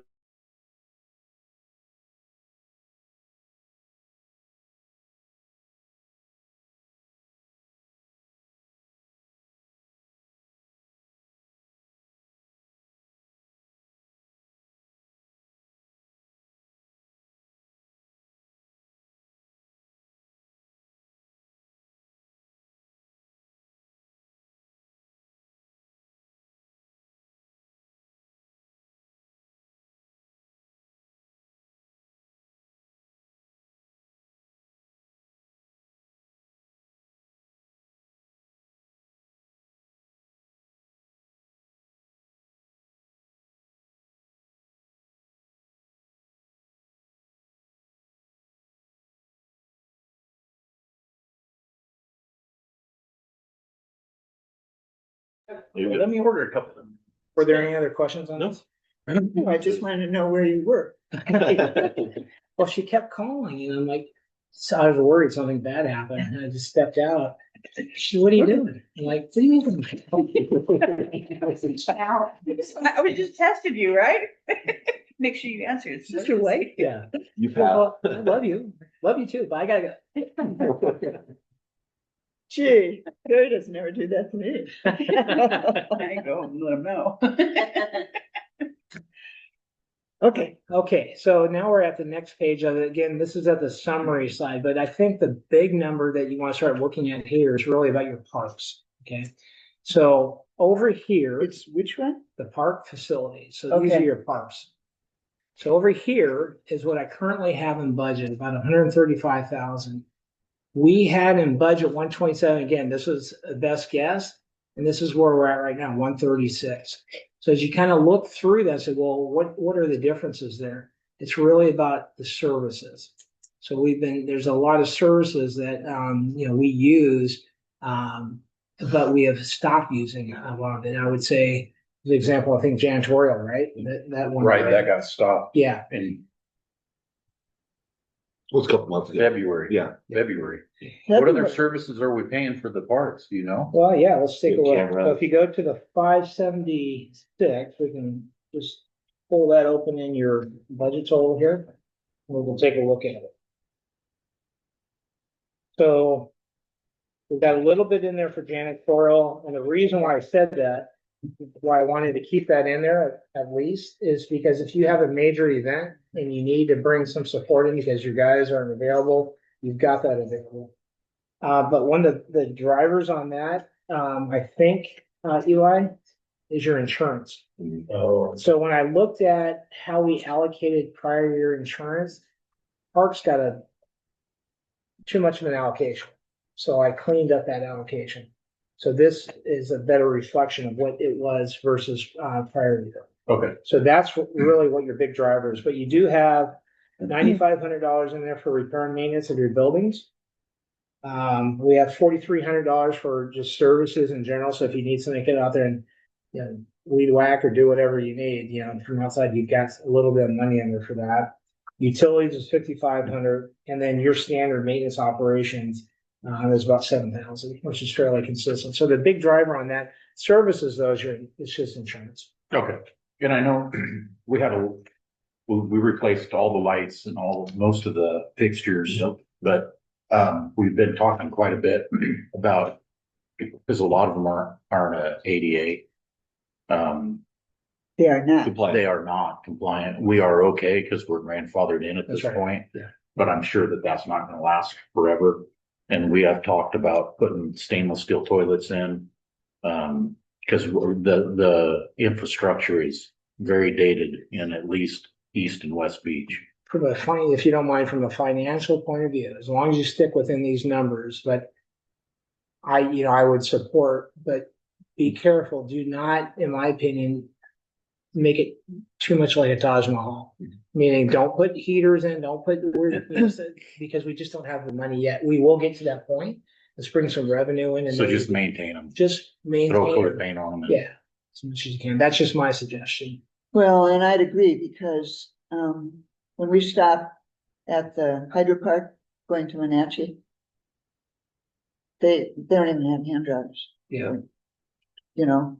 They Really? blow air on you. We They're just like push hair the dryers. handbrake, like 5,000 Right. people standing. Mark, Well, we are looking at, one of the restrooms in East Beach is we have a empty space in there, putting a payable dog wash station, so it'll get some revenue. There's not very, Oh. it doesn't cost very much money. how do you collect the money? It's all either a card or they put, I like that. and then as soon as the revenue comes in, we can use that just to update that same building. That's good. Yeah. Okay. I like revenue generators. I'm all about that. So. But yeah, I would just ask across the board. If it's needed, absolutely. If it's nice to have, avoid. Avoid. At least until we start building up the reserves. Green is more important. Green. Yeah. Any other questions on this? Again, once you get out of that park facility, look at that debt service. So look here, this is important. This is actuals. This is actual dollars out the door. We've already serviced out of the general fund $157,000. Now I'm going to change gears here. I want For to show. debt? Yeah, debt service, just from the general fund. That's just general fund. That doesn't include the rest of the funds. Whoops. No, Killed I'm trying to, I want to show you a spreadsheet. Wow. So this is, get to it, hide that. Okay. Well, I'm going to show you. So this is essentially everything that you're saying that we passed out. This is the spreadsheet that drives it. And you can see all the years that I go out to. All right, so I'm planning way out there, making sure that we're solving. Yeah. And by the way, you can take a look at this. You can see where's that 1.8 million that we're looking at? Right in here. So I think we said that 2023, 2033, 2034. See, this is the beginning balance. We're targeting the 1.8, so that gets us real close there. So we've got a good solid plan to get there. But what I really want to pay attention to is this. I have a spreadsheet here. Here. These are our loans. So what you're looking at here, these are amortization schedules for every loan that we have. If there's zero, that means they kind of went away. But these are all tied in. See all the big dollars there? This is all tied into the spreadsheet. And these are all tied to the loan agreements that we have. So these are actual numbers. What's that 8 million? What's that? What's that 8 million? So what this 8 million is, Good. Bam, let's go big. Go big or go home. let me show you. It's a better way to look at it. Holy mackerel, those. These are your loans. Yeah, look at all this. We had over 20. So I've got, this is a massive thing, but this kind of breaks it down. Let me zoom in so everybody can see it. I really zoomed in. Okay. So if you take a look at this, these are each one of the years. Here's your principal that we owe for each one of those years. And that's the interest that we're paying. This is the total debt service here. So if we go over to 2024, it gives you a pretty good picture because these are all remember the annual reports I have to get the SAOs? Right. I have to do this for every year. But this gives you an idea for 2026. $527,000 is what we're going to end up paying out of all of our funds for debt service. $527,000 from debt service. Isn't that crazy? Can you roll back to the when you're done, the, For 2026? Just 2026. the names on the loans? And there are those lines that, we can look at that, but that's just what I enter into. Right. But yeah, so then that's just for 1 year. Do we have what these loans were originated for? Do you Yeah. guys have all the paperwork and stuff like that? Oh, I have every one of them. Okay, because there should be grants to cover some of these to pay them off, possibly, potentially, if we know what they went That for. but- money's already in there. The what? So you still, even though we received grants in the past, right? Yeah, That money's already been booked as revenue. So we still have the debt service afterwards. So essentially what happens, let's say we went out and we got a loan for $3 million. Remember we did the old city hall and that was a big mess. We pulled in a bunch of money. We got that money to make all the repairs. That went into the bank already. Then now we have to service the loan. That's still money that we have to spend. So yes, that money that came in, but that doesn't service the debt. That money does whatever it was supposed to do, like the construction or the rehab or whatever. So it's spent. So there's no more revenue to cover that. We have to cover that revenue through our revenue sources, which is property tax, sales and use tax. And unless we can find, some other like passports and that sort of thing. But the grant money was already, that revenue already covered the construction or whatever it was that was Right, decided. I'm talking about new grants. New grants, yeah, but that's not built in here. So if you have, let's say you got a new loan, right? So a grant would be, let's say we're gonna do a water line replacement. And let's say we're gonna have 100% coverage, or TIB is a great example because they typically cover 90%, right? Mhm. So let's say we're gonna do an overlay project and that overlay project was $1 million. We potentially get $900,000 of grant money from TIB to cover. Now that other $100,000 we have to cover, right? Right, So that grant money, as we look at those grants in particular, we would come to you with a budget amendment and say, hey, we were approved for TIB project 1, 2, and 3. And this is what TIB is going to give us in revenue, which I would do a budget amendment so you can see that revenue coming in. And then the construction, the overlay, let's just call it the overlay, we would show you the expense line, which would be $1 million. Mhm.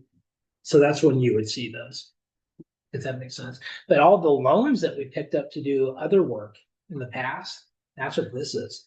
This is from years and years and years of just adding people loans. just taking the loan after loan. Loan, after loan, yeah. and not taking any. Because we don't have enough reserve. So if you don't have enough reserve, you gotta take a loan, Right. especially if something happens, right? Or So- not spend it, What's that? or not spend They it. won't give you the loan. Yeah, They will only give you a loan, unless you get a line of credit, but a line of credit, I I can't. mean, do without. yes, we should be doing that. But look at, He doesn't hear that very often. yeah. So if you look at this, here's the total debt service. This is just from 2024. Now, 2025, right, we did not add any new loans. No. So Whoa, okay. we have $12.5 million that we owe right now.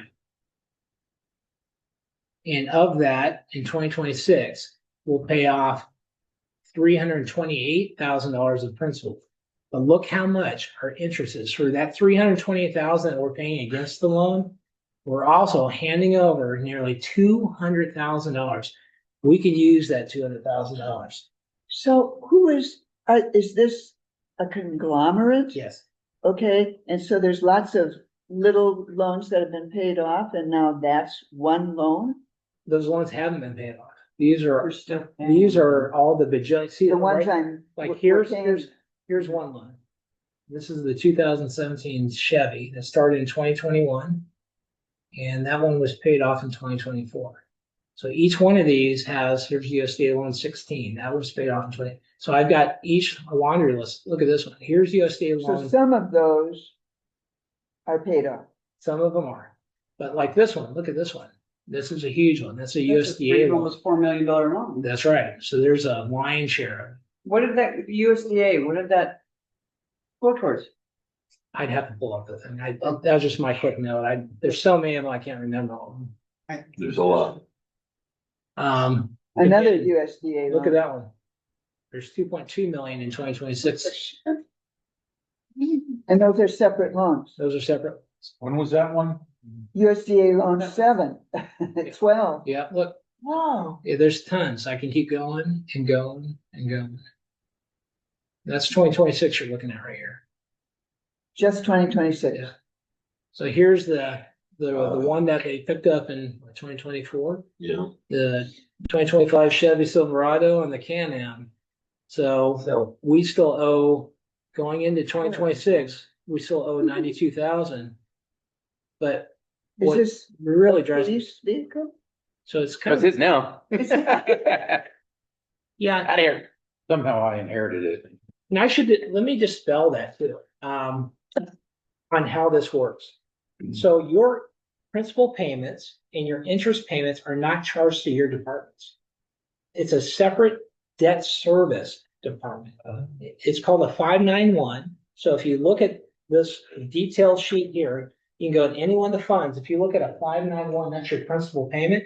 A 592 is your interest. So I've been hearing for years, oh my gosh, it's coming out, can I move it here? To me, I don't care what you guys do. It doesn't come out of your budget.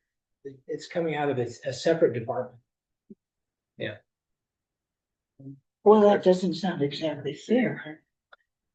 Well, because The city takes on, but it is, but we lose track of where it's, oh, no. oh, we don't. Oh, no, I have it, each one of these has a very unique number that it's associated. Okay, Yeah. okay, Yeah, very unique number. that's good. In fact, if you see like right up here, this is a note to myself of where I charge it, and this is the vendor that gets it. Do that. Could you give us a net, would you want, Peter, for our accountant to be able to do a summary of where those in a narrative, this is what, In This the is budget right. message, you mean? Like, Yeah, in the yeah, that's budget. easy to do. that's easy. Yeah, I already Okay. have it. In fact, it's right Okay. here. It is right here. Okay, So, Department of This, great. these are all of them right here. Judith, is that So, this is a lot of hard work too. So I mean, he's built this since day one, this model, and he's narrowing it down every single day. He's You- calling me you and telling me that. anticipated that you would be asked. Well, yeah, and I wanted to know where we lose it. Look at the high interest rates on some of these. So So, line 5, do we still owe money on that? let's see which one. 12%. It's a 218. Let me look. All of 35 months. I can tell you very quickly. Not me. It's this one here. Yes. But the good news is it's paid off this year. And they were bought in 2018. Not enough. 19. But that's because they're stretching out. They thought it was a great idea to stretch it out.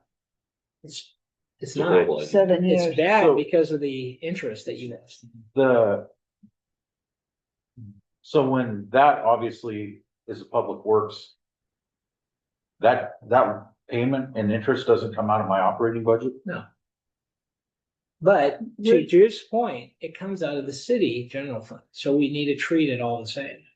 So let's say one of the loans that was water related, if we're able to cut the expenses on the water budget, are we able to take that money and pay it towards that loan? Absolutely. But I would at this point say don't, Yeah. because we don't have enough reserve. That's the problem is we're counting Build this. our reserve up first and then start working on our debt. You got it. We gotta. We'll hit our target, and then once you get that target, then take the extra, and then you're spot on. But we're so far behind right now. Or if we have a surplus at the end of the year, instead of taking out another loan, just pay cash for the equipment that we need. That surplus is the reserve that we need. We need to build it. In fact, we need to build about 4 million. But with all that being said, your water and sewer, again, I gave credit to the utility commission, or I'm not sure exactly. They did committee. They did an excellent job. You guys are building up reserves there pretty well. Now, you're going to see that I'm still requesting that we take annual increases to keep that going, because you don't want to fall behind like we did on the solid waste. He's not asking for large increases. They're manageable year by year instead of waiting and then taking a 30%. You don't want to do that, in my opinion. You want to take just bite size that's consistent with inflation, right? And then people are kind of used to that. But look at this. It's a great example. So there's your Dodge Ram, right? See the bottom right. I don't know if you can see. It says sum. I just highlighted the interest. We gave away $14,000 of interest just on that.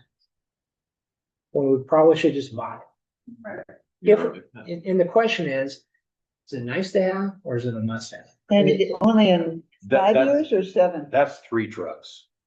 But it's But, still yeah, $14,000. My question though is always gonna be, is it nice to have or is it must have?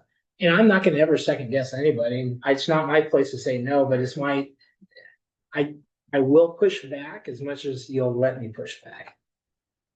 Well, that's In good. my house, we always do the same thing, want or need. There you go. If you're gonna push, do you want it, do you need it? How bad do you need it? How bad do you want it? You need to calm down. Yeah. But again, look at those numbers, it's just crazy. And that's just 2026, $527,000. But the dog park, the passport center, stuff like that, more revenue coming in, it'll help. And then you can start to see, it'll start to decrease. So this is, you can see I have to group it. This is the SAO requirement. You group it essentially by 5 years. So you can see, this is your total debt service for everything, right? So these are individual years. So if you, let's, as an example, we'll highlight total debt service 2024 through 2028. So you got 5 years there. What does that say, Coley? 2.7 million? Is that what it says? 2.7, yeah, Yeah. 1.5. Oh, on the bottom. And then you see in the next 5 years, it drops down to 2.3, then 1.9. So again, we start paying these things down, but it's gonna take a long time to pull us out. So in my model that I've created, 25 years? yeah, Is that what you're saying? Wow. Try over 30, so, just to get us out of the debt from the loans. yeah. Well, Unless, if we don't take any more, Right, if we don't. and when we fall. Accumulate any more debt. Yeah, but remember to what Eli was asking about, once we hit our targets, then you guys can start deciding in your annual, hey, let's pay off this high interest rate loan. okay. If they're low interest or 0%, I wouldn't. The 12% interest loans, let's get them out. Yes, get them out. And most of those are probably the lower balances too. Yeah, well, I don't know, the I saw one 2024 that has was some pretty 12%. high. Really? Yeah, So let me demonstrate what I was talking about for you. Remember the 591s? The 592s. These are not, again, those are all at the very, very bottom of the sheet. Now, Chief, you see the 2-1? Anything that's 2-1, it was directly related to a PD purchase. It doesn't come out of your budget, but if you wanted to know, well, how much did we contribute to this debt service? You can tell just by looking at this second set of numbers that are that 2-1. Everything else, Eli, that's the bumpers. everything else, 48, 21. Yeah. 21 is specific to the PD. The other ones are specific to public works. But look at all those 591, 592s. When you look at it, by the way, a 594, that is a capital purchase. The 597 is us transferring stuff out. The Will grader, you put that in your report? the graders paid, that's not anything we owe on. That was a purchase. The 594 was a purchase. Yeah, that's a purchase. Okay. What, the police department needs a skid steer and a grader. They had a bucket truck and some light towers and, what else did we? A Don't make car this about trailer. PD. What? Two-car trailer, About two-car PD. trailer. This is under Ryan. Now, I will say this too, a lot of times back in the past, Just don't look at the race card at the Your- bottom. your finance- your finance team didn't know what bars codes were, so, or how to assign it. So they arbitrarily, in some cases, just so you know, Chief too, just assigned it. They didn't know what it meant. So going forward, it's clean. In the past, it's not clean. Okay. So I wouldn't worry about that so much. But here's your 2026. These, if I click in here, you're going to see that essentially is all tied to that loan. See up here where it says loans? That big sheet that I just showed you, it's picking up the actual dollar amount. So as an example, here's that 2023 Ford F-150. It'll be paid off at the end of 2028. So it drops off here. So this projects all of that. So the good news is at least we have a way that we can map our future to improve our financial condition. That's really what I'm trying to demonstrate. So if I'm understanding your, I'm sorry. No, you're fine. Okay. Yeah, I know, I'm fine. If we, can prioritize based on the amount of interest charged. Yep. And pay down those. Yep. Can you put that in a report of some kind for us so that the council can decide what we need to, what our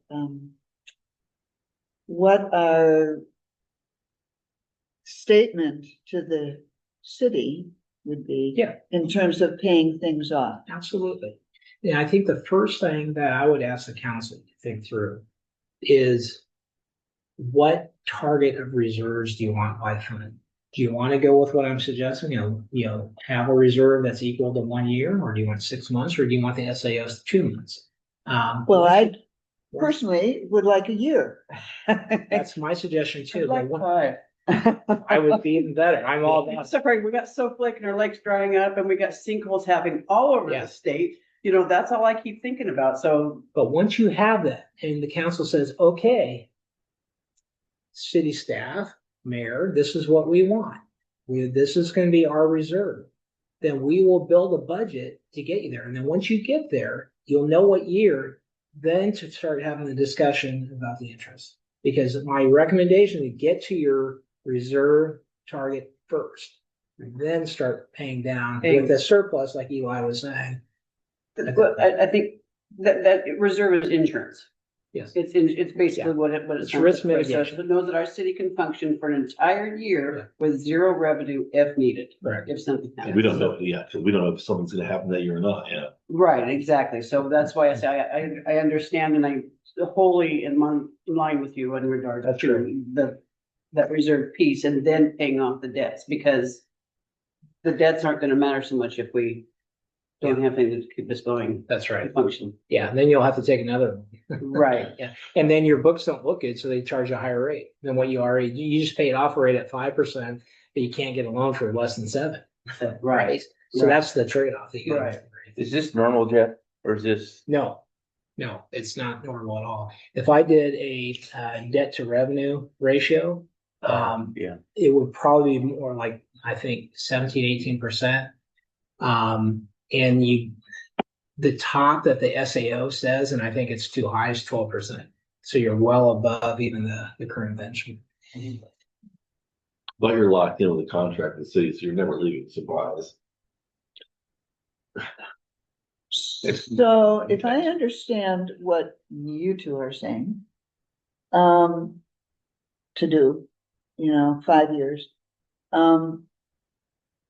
what would it look like if we focused on paying the high interest?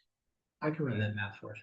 Okay, I mean, I'd like to see, even though I agree with, yeah, that would be nice to Get there. get the reserve built up. Then we would have, if we borrowed more money, we could get a lower.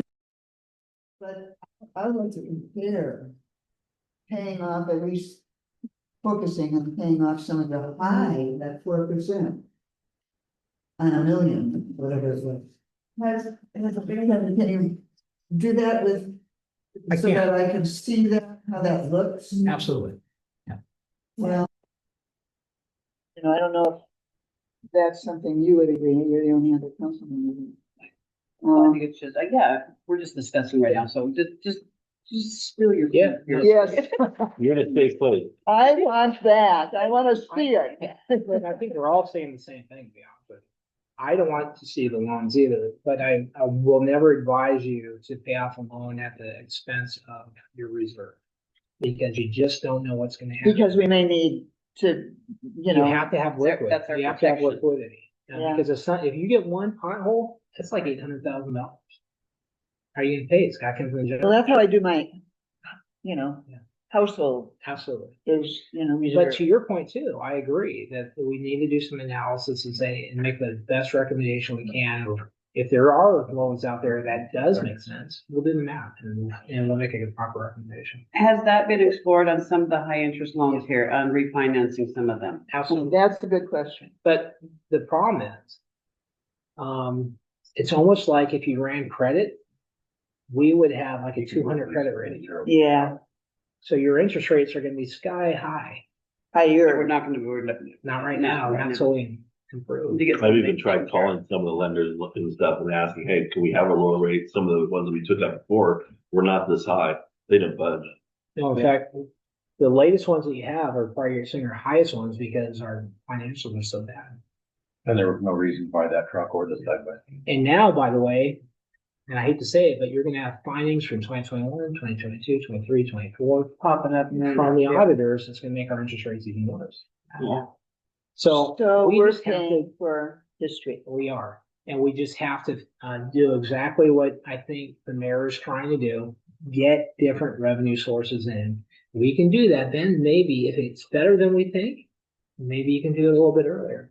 But I do think this is what the council can have the power to do for future generations. You can set standards right now. You can set policies right now, financial policies that you adopt that we have to follow, not just now, For 20 the years from now. future. Unless the future council says, let's get rid of them.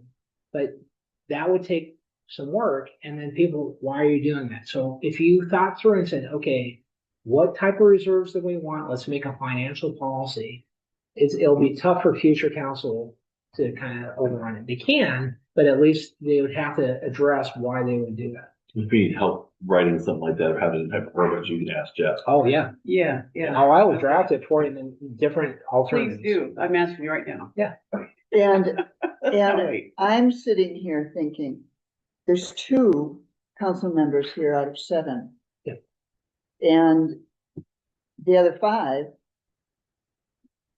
may not They may not. understand because they're not here what kind of situation we're in. So, that's why I'm asking you to describe that situation Yeah. clearly. And if you would allow, let's just call it a strategic plan. I will create a first draft of the strat plan, financial strat plan, strategic plan, and something we can present to the council. And then the council can look at that, say, hey, we like this, we don't like that, we can adjust it, and we do it That'd be until you very guys are appreciated. all happy with it. That'd be very. That's Yeah. what I want you to do. And if there's a change, I'll reflect it in this. And then you can see what the impacts would be. So you'll know if you're making a good choice or not, just by looking at the numbers. Right. Okay. Okay. I think what it is everybody looked at the front page and went, we're okay. Yeah, that's the problem. We're with most okay. cities. Now it's tangible. Everybody can see it. That, ooh, That's exactly right. Well, a lot of people aren't numbers people. Yeah.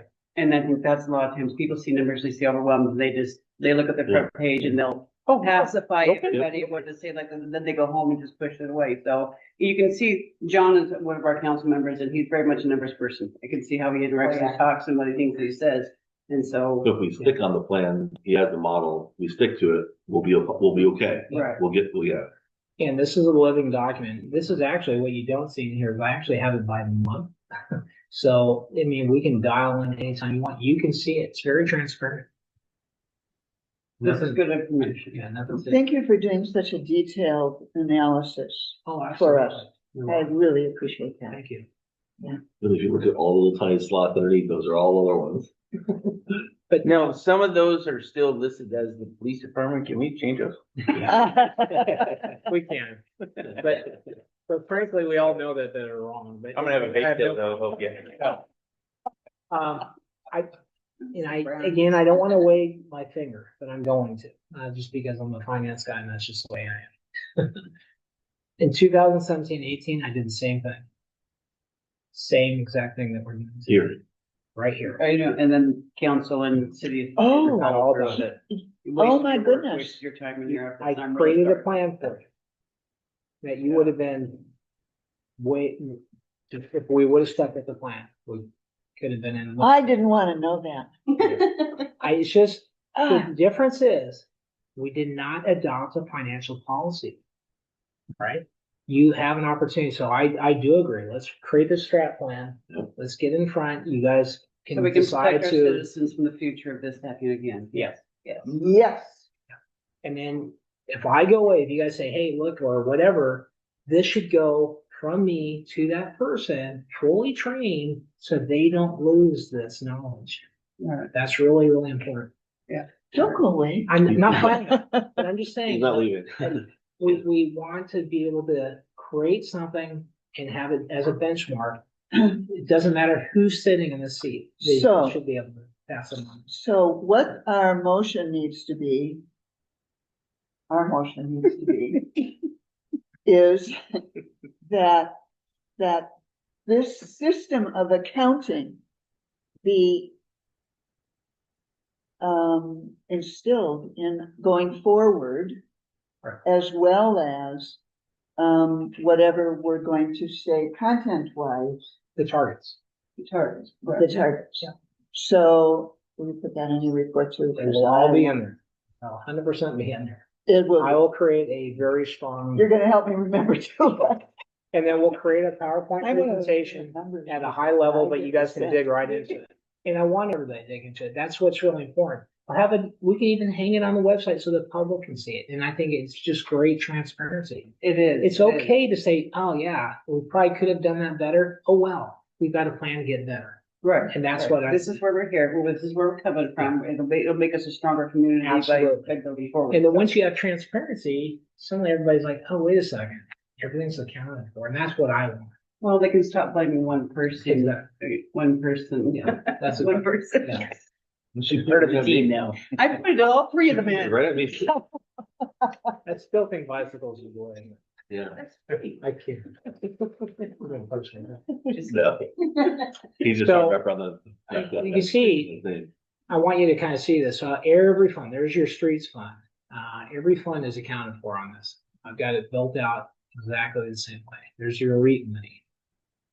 There's your TBD, which by the way, and we'll get there, but I'm just gonna say it now, I don't understand why we still have a TBD fund. The TBD fund, most cities now have it incorporated in their street fund. So What I, is TBD? Transportation Benefit District. So years ago, you were allowed to create this, and so you essentially get a tax off the sales of vehicles Right. in your area, and you get the money, which is good because it helps your streets. Right.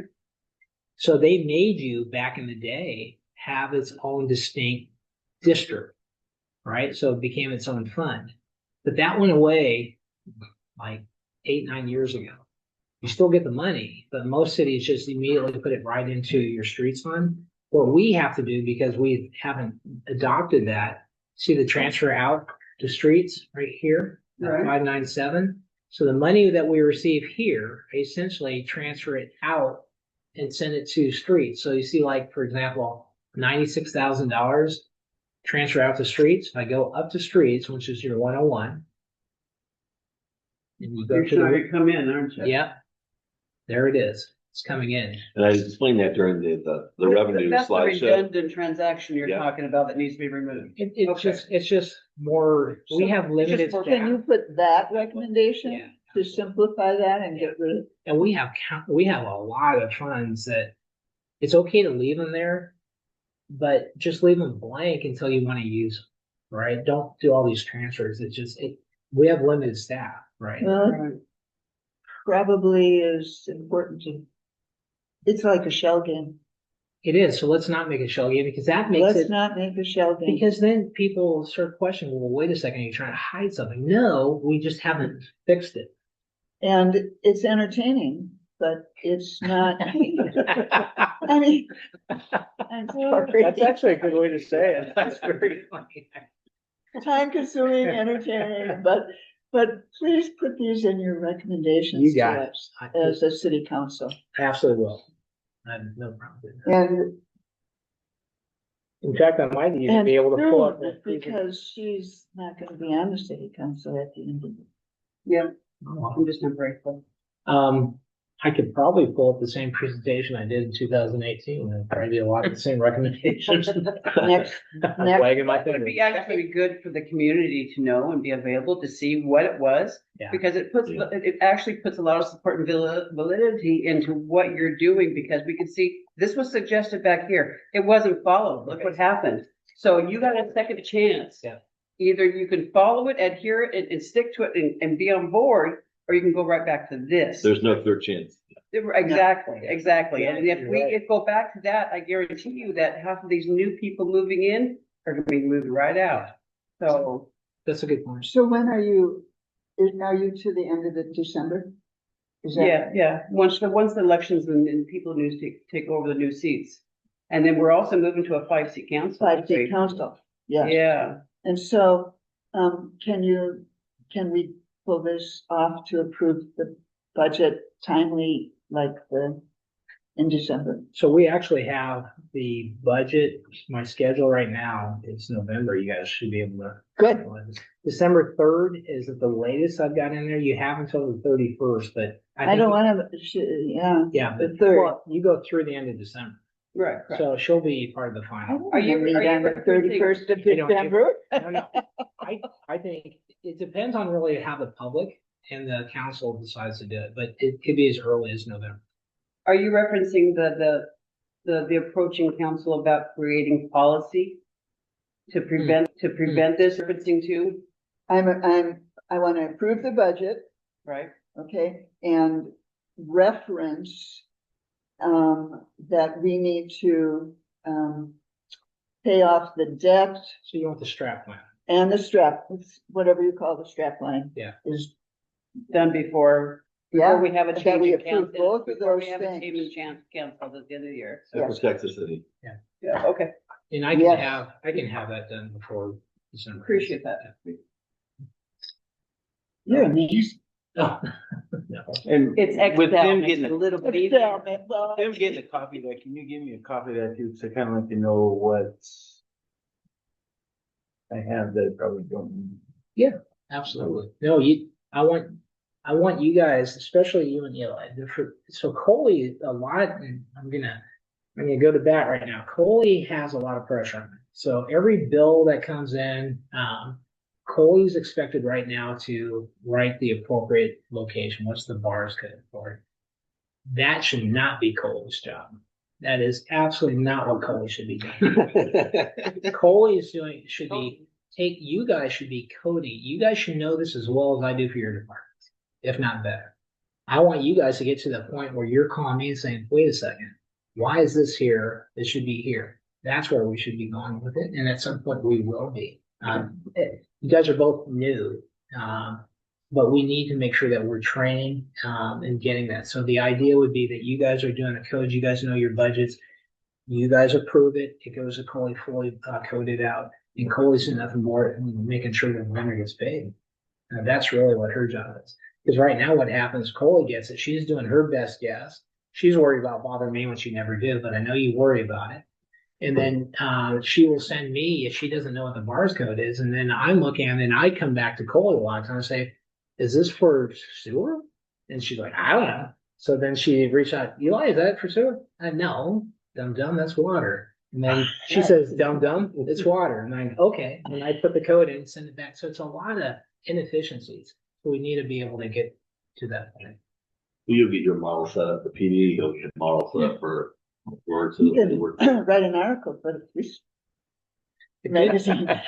The good news is those bars codes that you have there in detail are correct now. So they weren't correct in the past. So that's why we had stalled out asking you guys to do it, because the way that they created the bars codes in the past were wrong. So I didn't want to perpetuate that and say, okay, here, keep using it, because that's not the right way. So Coley knows she can't go back in time like in 2023, 2022 and see what we did there because it was wrong. So anyway. All right. Okay, Coley. And Coley's been doing an amazing job, and so is Tony. Your team that you have from the PD, Public Works, the administrative staff, everybody is really, I think, in sync and doing a great job. That's just my opinion.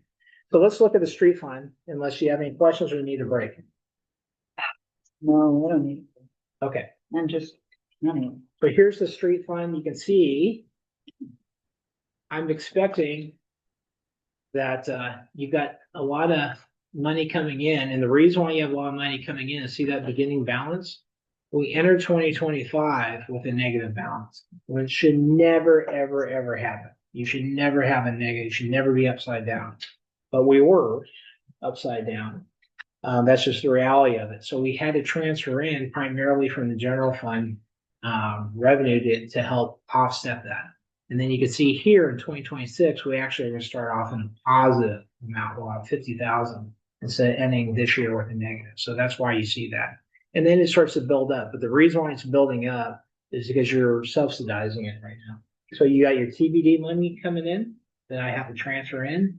And then you saw earlier, $101,000 that's transferring in from the general fund. So we have to offset. So that's how we got rid of the blue from Yeah. on the bottom and pulled it up because we Correct. transferred funds We're into this subsidizing. thing. Yeah. Now the TBD, like I said before, is supposed to go in here in the first place, but I have to transfer it in. But it's really the general fund that helps offset it. So here I kind of talk about it here. Our fuel tax is outside the TBD dollars.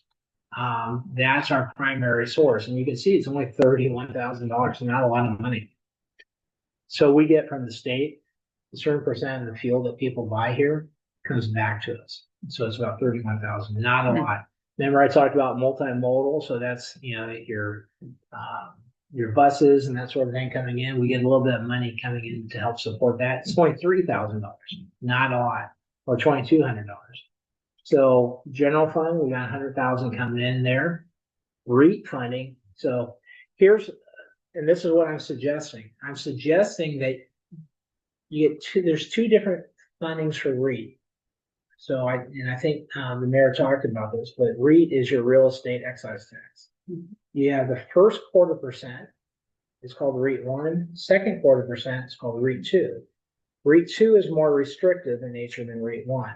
REIT 1 you can use for infrastructure improvement in streets. So helping to try to offset it, my recommendation is take your REIT 1 funding and send it in there until we can improve that revenue, the other revenue sources. The problem with doing what I'm suggesting here, although it does help the street fund, you can't use the REIT 1 for other things. So REIT 1 you can use for parks, you can use for improvements to City Hall or for the PD or that sort of thing. But you can't do it right now because we're still upside down on the REIT on the street fund.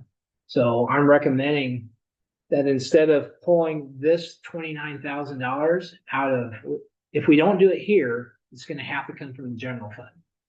And as you heard me before, I'm trying to improve the reserves on the general fund, trying to get to that 1.8 million target. So once we get to that 1.8 million, then my recommendation is leave the REIT alone because you may want to use that elsewhere. And then TBD, again, Transportation Benefit District, you get a good chunk of change, but it's not nearly enough to cover the expenses. It's $96,000. And then that's transfers. Again, this is where I said, let's make it more efficient. Yeah. And so that will come. We'll talk about that in the strat. And my concern on the street fund is, we've got streets that need to be gravelled. Our signs, our street signs, our stop signs are very dated in a lot of the areas. We don't have any striping on the curb around fire hydrants. So we've got infrastructure that we have to do just to get us where we should be. Yeah. And that's not anything that would pop up. That's right. And we are working with Moses. They have the street signs. They do make their own on house. So we're going to go that way to save us that cost. Now, Eli brought up this, and he's absolutely right. There's quite a bit of labor. Maybe I can jump over here real quick. I'm just gonna jump in. Here are your wages, right? So you can see the actuals for 2025 wages and benefits, $103,000 right here, right? I'm projecting right now, that's where we're at right now through September. Looking at next year, we're talking about $145,000.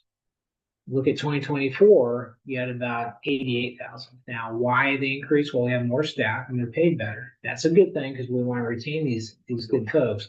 But Eli said this earlier today to me, and this is why we have these workshops. Hey, a lot of our time is spent street sweeping. Now, that obviously is a street fund expense, but it's also benefiting the storm. Now, we don't have a stormwater fund, that's part of our sewer fund. And we're not allocating that time down there. So that's one of the areas that we can look at. Now, the bottom line is this, the absolute dollar is the absolute dollar. You're still gonna pay the same, whether or not it's in one fund or another. We should be appropriately allocating that. So we'll spend some time together and figure out, what that math looks like. And either send it down to the sewer fund until we have a stormwater fund by itself. Or if this is appropriate where it's at, then it would stay the same. And historically, I know they weren't running the street sweeper at all, right? It would go out like a day or 2 days. They would only run it when it was Mm. raining because they couldn't figure out how to fix the water system. There on it. you So there's a big difference because Yeah. we've been running as much as we can. So with all that being said, we'll move most likely out of this one, but it'll show up now in your sewer cycle. So I want to put an emphasis, yellow, the stormwater fund is needed. Yes, I would absolutely recommend. And that should be a separate fund because it protects the lake, basically. Yeah, It and you want protects to the watch lake. what's going, and you want to be able to see the capital that we're investing in and the infrastructure investments to protect the lake. And I agree, it should not be a part, it can be, and it is right now in your sewer, but I agree with you, it needs to be a separate fund. Okay. You too? Absolutely. Okay. Now, what I would recommend though, because of the late nature of it, keep it in right now the Right. way it is. Once we get the code adjustment and the ordinance in there, then we can do a budget amendment, pull it out of the sewer into its own place, once you have it. So would you put in your report that in the future, the stormwater Yes. fund needs to be Yeah. separate Absolutely. so that we can at least put a date Will on it? do. Yeah, I'll keep I'll create a executive summary page. Even things like the TBD fund should probably go away. It needs to be part of the street. I'll make all those Okay, recommendations. thank you. Wow. But you can see here, this is when Eli was talking about here's your expenses. It ended up being 178,000. We did not know that at the time because the books were so messed up. You know what was going on here? We had millions of dollars, millions being charged to the street fund that were Ooh. TIB related. They were capital. They weren't operations. So I had to clean all that out of here. When we did the 2025 budget, we didn't know what was real, what wasn't. It wasn't until I got through that process. And by that time, we'd already established so that's why we had to do the adjustment. So we are currently running at it was crazy. We had millions of dollars in there. The mayor knows is we couldn't get TIB funding because we couldn't even capture where the expense was. We had to find all that. And then Gino helped us out quite a bit. Gino was very good at this and we were able to get that revenue in. So that has been cleaned up. But you can see here's the actual. We're at 162,000 in there through 9 months. And you can see I'm suggesting it's going to be more like $200,000, which is right in line with this. But to Eli's point, that may come down a little bit after we take a look at the wages and benefits. There's room for flexibility. So. It just has to One way move or from the other. one fund to another. Right. Any comments, questions on that? Eli, anything on that? I'd like it to be more, but. This is about need, not want. Yeah. You're not the one that gets yelled at. Your wife's opposite. Yeah. Let's add some more on there. Huh? What? Okay, so this one is your stadium tax. So here we're gonna start talking a little bit about the CBD as well. So this was me throwing numbers at it. This is what I need the council to very, very quickly look at this and give us some numbers. So we've already asked for a target amount for the CBD, for the recreation facilities. So we've got only $1,000 in there. I'm hearing numbers like 10,000, and I'm hearing the mayor say, "Hey, we're going to be able to do quite a bit in house." So I just need mayor, if you can, to try to put Yeah. that together. we do not adopt by line level, but we should have the basis of the expense should be built up by the line item. So here are essentially, we've got Run to the Desert, Southern Sun. These are numbers that I arbitrarily, based on your historicals, put in there. I'm not saying this is what you need. You need to tell me what this needs to be. Okay. I've got in there essentially $58,000 right now tied. If you look up here, the very, very top, I am anticipating that we're going to start the year with $110,000 in the kitty. Yeah. I think that from the hotel and motel lodging, we're going to add to that by $44,000. What I'm recommending that we try to do is make sure that our expenses do not exceed that 44,000. So what I just ask the council to consider, because you've heard me say numerous times now, we only have 55,000 with all of our funds. You take the revenue minus our expenses, there's only 55,000. We need to keep the collecting We interest. just need to make some cuts here. I'm okay if you keep it at no more than 44,000 is what I'm asking. Right. Try to hold your beginning balance dollars as your reserve here. That's my ask. Okay. Jeff, Yes. on this whole thing, I think it's very confusing, not only to the council, I get it, to the public, because in this traditionally, we've asked the public, private people that are running events to come in, present a planned event, give a estimated amount, and then it's working to the budget. You're working into the budget now, but this isn't an event that's gonna happen until next year. Correct. And then they have to, give the receipts and get those money back. So it's kind of, it's very difficult to function in. And then you have the Vergana, the hydraulic, Yeah. Again, this is Yeah. really just throwing numbers out there. I think the most important thing that I want to say is I would ask that whatever the expense, the total expense for the fund, because we adopted at the fund level, should be less than 43,000 or 43,904, which is your revenue coming in, or less.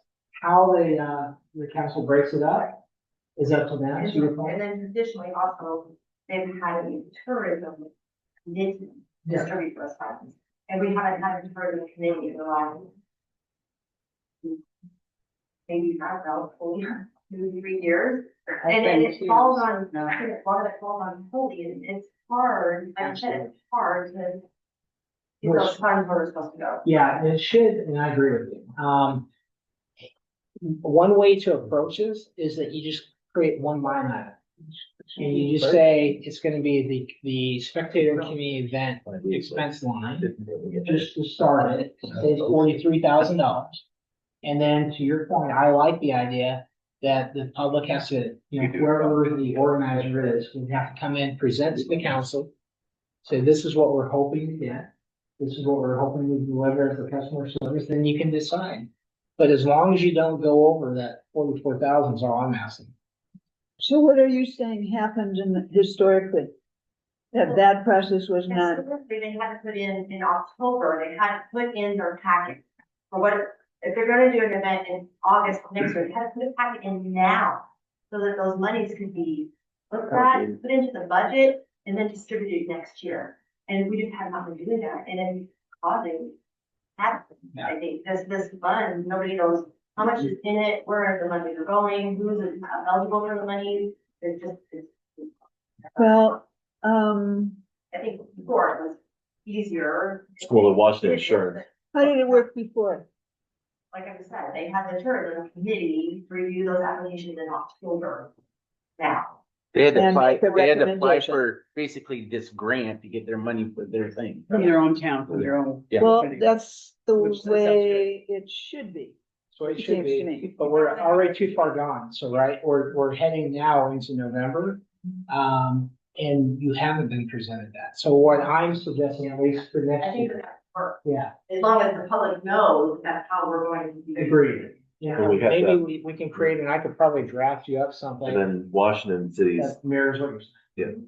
Washington State, their permit process or the event permit process too is different too, that we have to implement too as well. So why can't we just make sure that it happens in January? There's your budget was done. Yeah, the budget. That would have to be done, it'd have to be set for the next year's budget. All I'm saying, We and can I like the prepare. idea, if you created your tourism commission and you say, look, guys, you have 43,904. What you do with it, how you decide, that's up to you. We're gonna present back to the council and make sure the council agrees. There'll be presentations that come, but they cannot exceed $44,000. Can't. And we shouldn't have conflicts on there either. But the other thing I want to make sure I'm real clear on, you have to have original receipts that support whatever it is that comes in. It's not just write a check to the organization. You have to have. They have to spend it and then we refund it based on You the, got it. and it's Just not like an invoicing, expense it's gotta report. be receipts. Yeah, it's gotta be real receipts. Right. Then I have no problem with it because on the audit side, if we're just cutting checks, that's a real problem. Right? People having events that are making money off the city. Yeah. Yeah. It's great that the city's gonna support it, and that's what this is, to bring in tourism. So I love the idea of doing the tourism.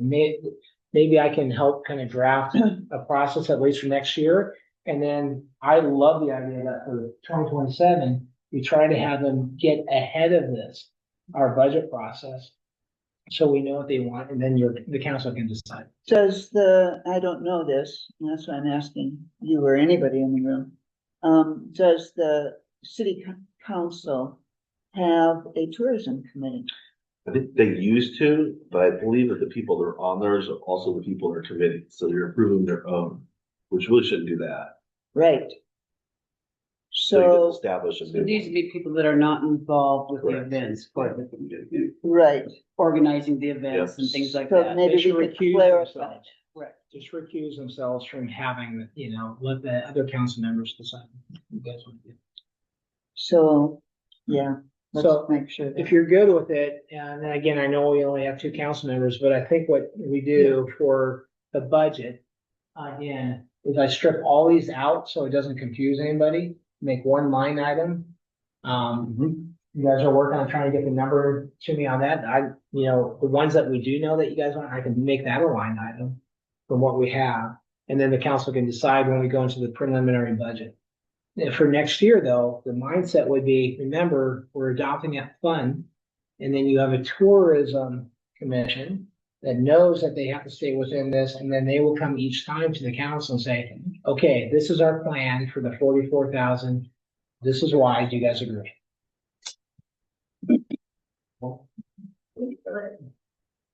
That will work for you? Thank you for bringing that up. Mm-hmm. Do you? Who's speaking? Yeah, and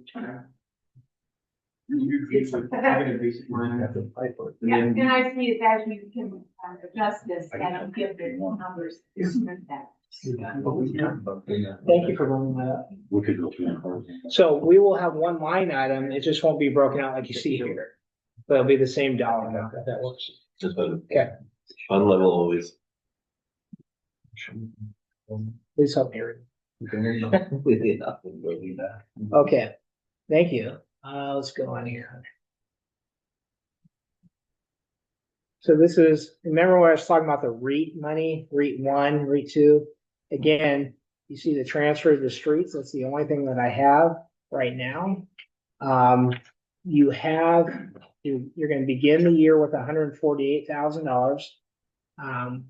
Which is good that you've got that in there. But I'd love to see this build up. And again, my recommendation is for next year, as we're trying to build our total reserves, I would ask the council to consider, don't try to spend every dime of that $50,000 to $8,000. Try to build a reserve, go from 147 is what you're gonna start the year with, down to 177. That's the recommendation. What does REIT 2 have to be used for? REIT 2 is very restricted. A lot of times it's for affordable housing or that sort of thing. So when in the strat plan, I'll kind of create, this is what REIT 1 budget and REIT 2 for. But REIT 2 is really about affordable housing, that sort of thing.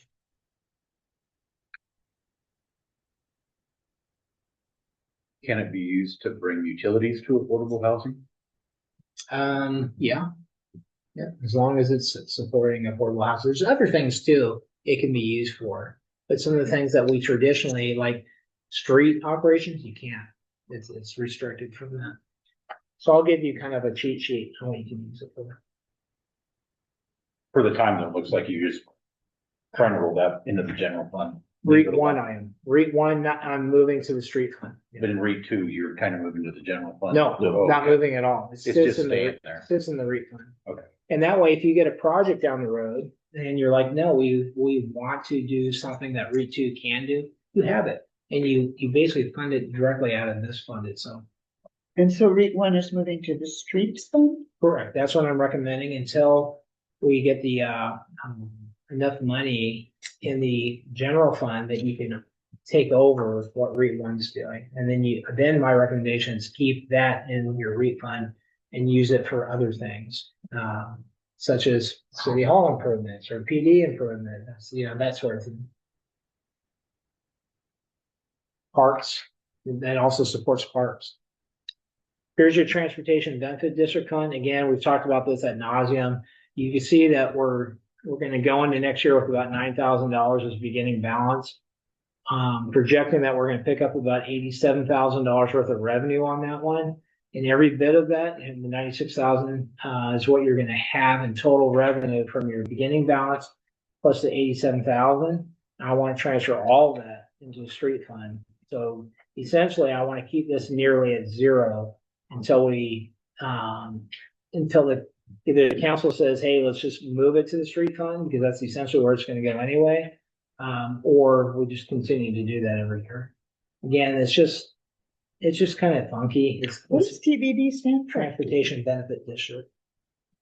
So it would just be cleaner and to me more transparent if you Yes. just keep it in your street.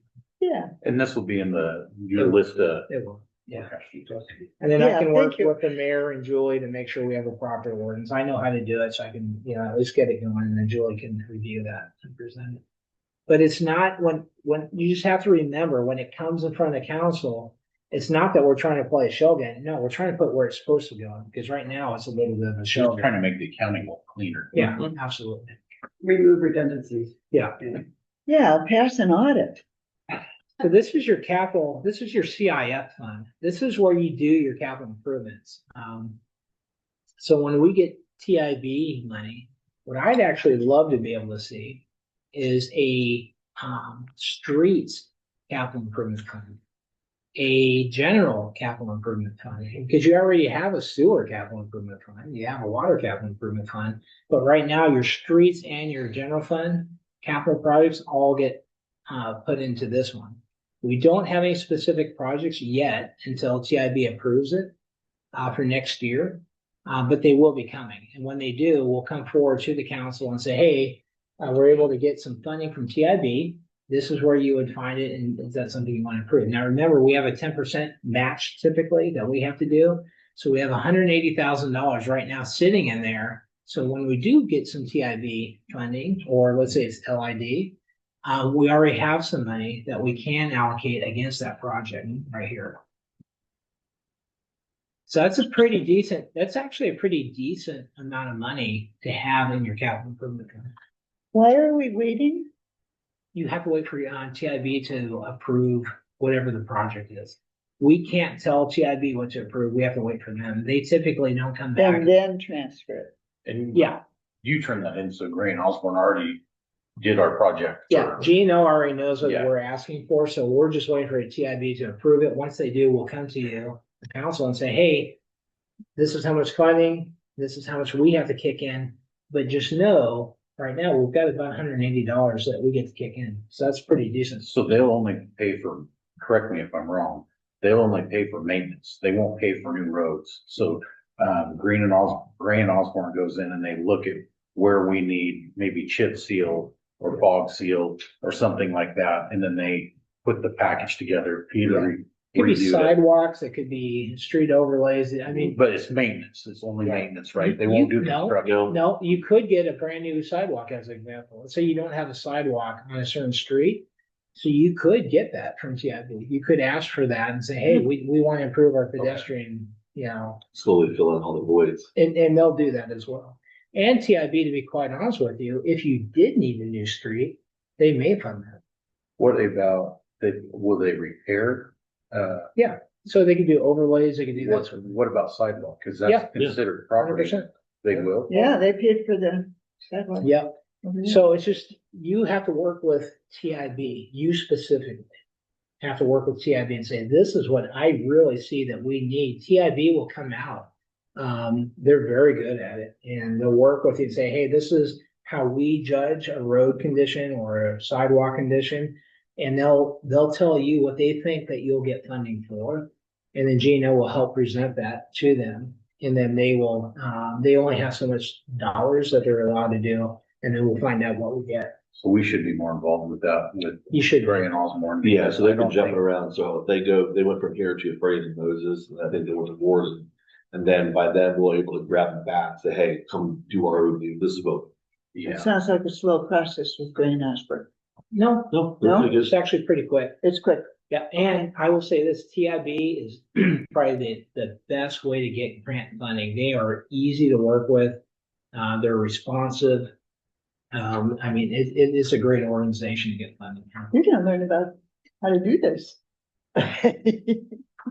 But that's where this will fall in. So you will see, once we get that, a budget amendment will come in. It'll primarily be in this fund.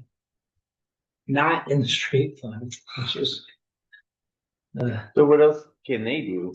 They do any safety stuff, Who's that? TAB? What kind of safety stuff? Yeah, Hey, yeah. stay out of my money. So for sidewalks or the crosswalks, that sort of thing. School, TIB, school? yeah, lights? but well, no, that's a different grant funding, but yes, Okay. there's different funding mechanisms that the schools should be going for. 100%. We just don't have no lights around our school. But the, so those it's- like No, city no, responsibility. they're, should be on their They're property. city. No, they're city. Now, Yeah, those wouldn't be school related, then, so that will be potentially a TIB. fund. okay. There's no, you mean lights going down around the The school? flashing. Oh, the RFR. The 20 mile an hour RFB. lights. Yeah, RFR, that can be a TIB. I've seen TIB fund those. And we can work with AWC Risk Management and have them try to get us grants for those things too. Yeah, you can get grants from that as well. What does TID stand for? Transportation Improvement Board. It's a state board. Thank you. And they're fantastic. So this is what we have right now left over, in our LTGO. So that 10,000, I think, will probably, potentially could be eaten up this year.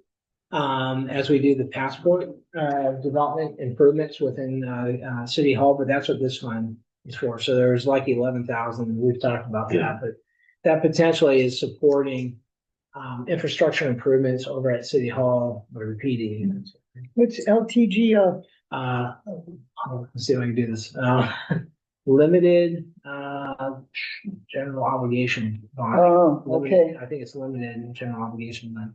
So that is general obligation. There's a difference between that versus revenue, bonds. So when we go and we ask for bond money, a general obligation means your general fund has to pay for that debt service. A revenue bond, your enterprise funds would do that. So if it's specific to storm or specific to sewer, it would be funding. Thank you. You're welcome. So this is your water fund, and I know the mayor already walked you through, but again, Mayor, the big negatives, just because the books were so bad, they ended up with negative 1.5 million roughly in 2024, negative 1.4 million in 2025. We've since corrected that. So it's going to be coming in clean in 2026, where you'll have about $500,000 to start with.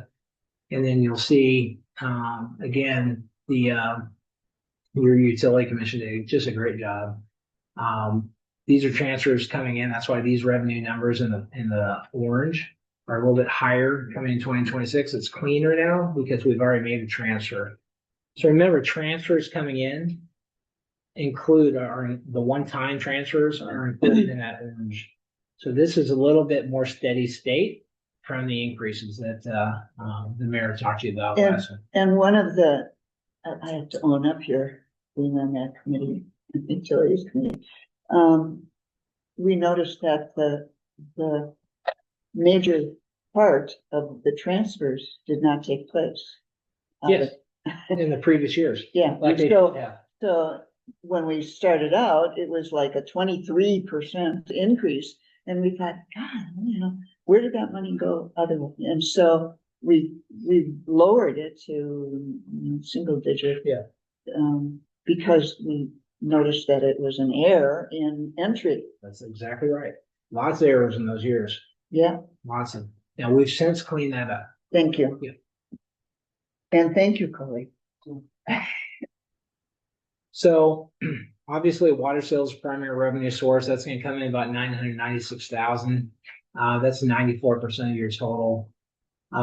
We are projecting for 2026 that we're gonna need a 2% increase. That's well under the 2.7% inflation rate. And again, that's tied back to, I think, the great work the utility commission did here.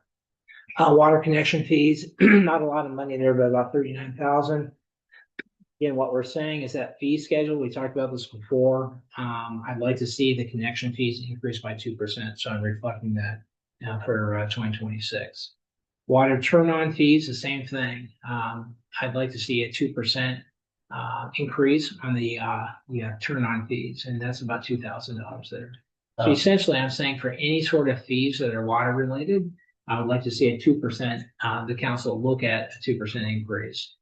For 2026, yeah. On the hookup fees too, I think it's probably important that we audit the parts that are going into this.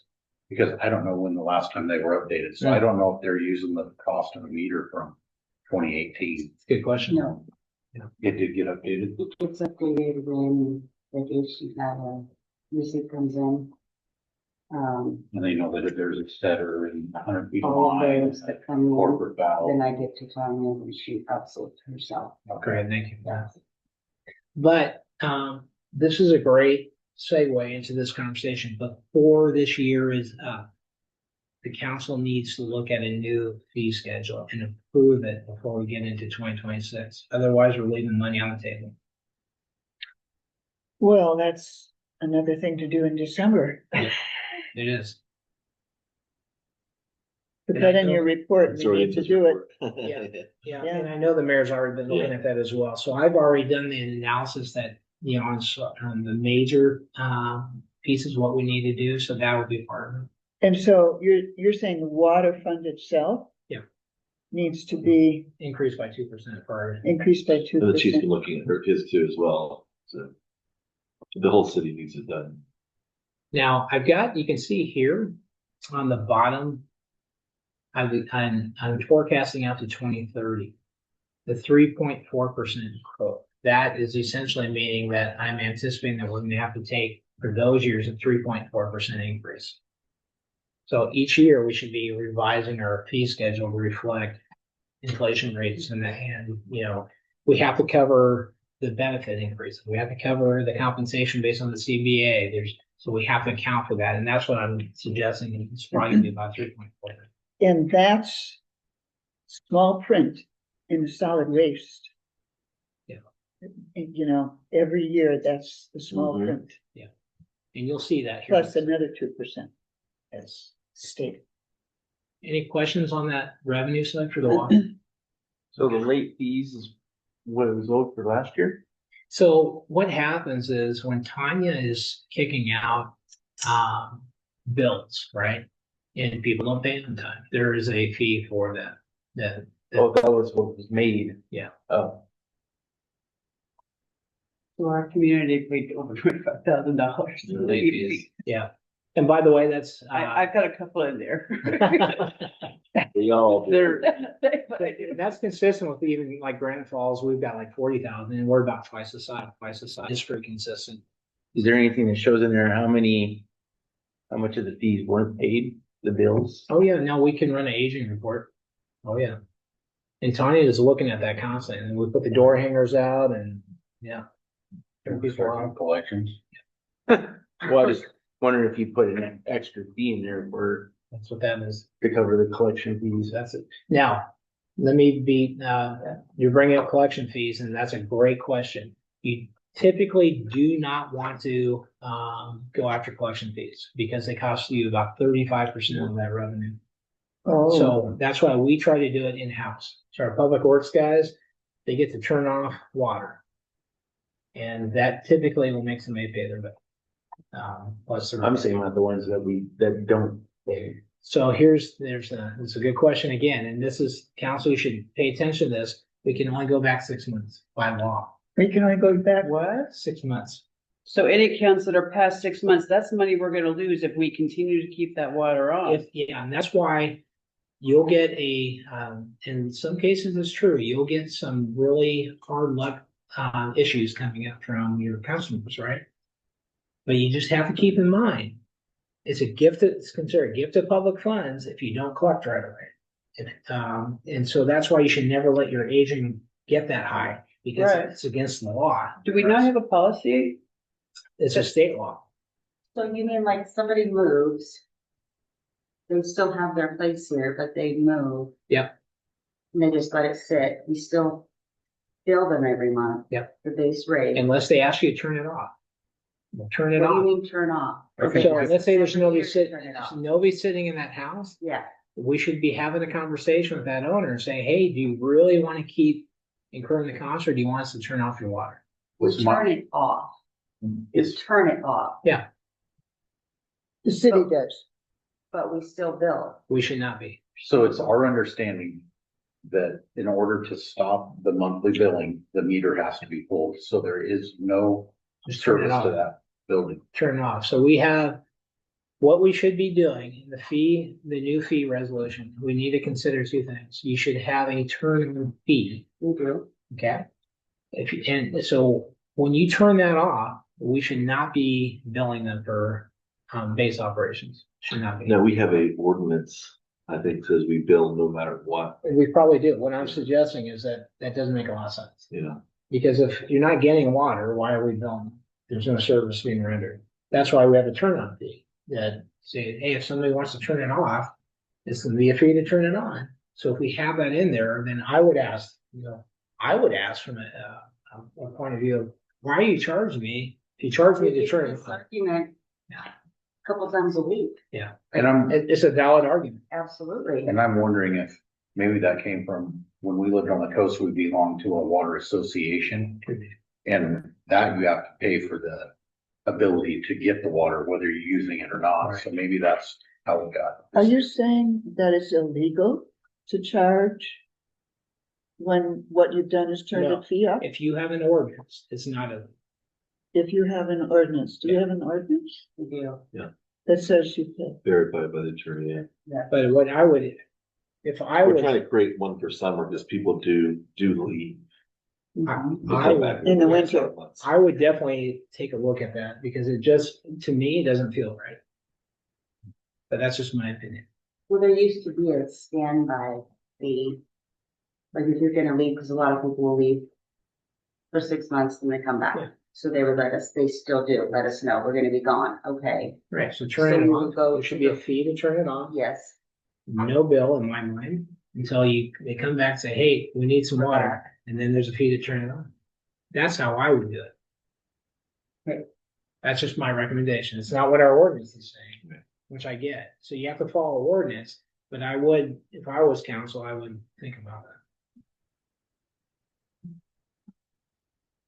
Now, what will happen, obviously, if we do that, those numbers will drop.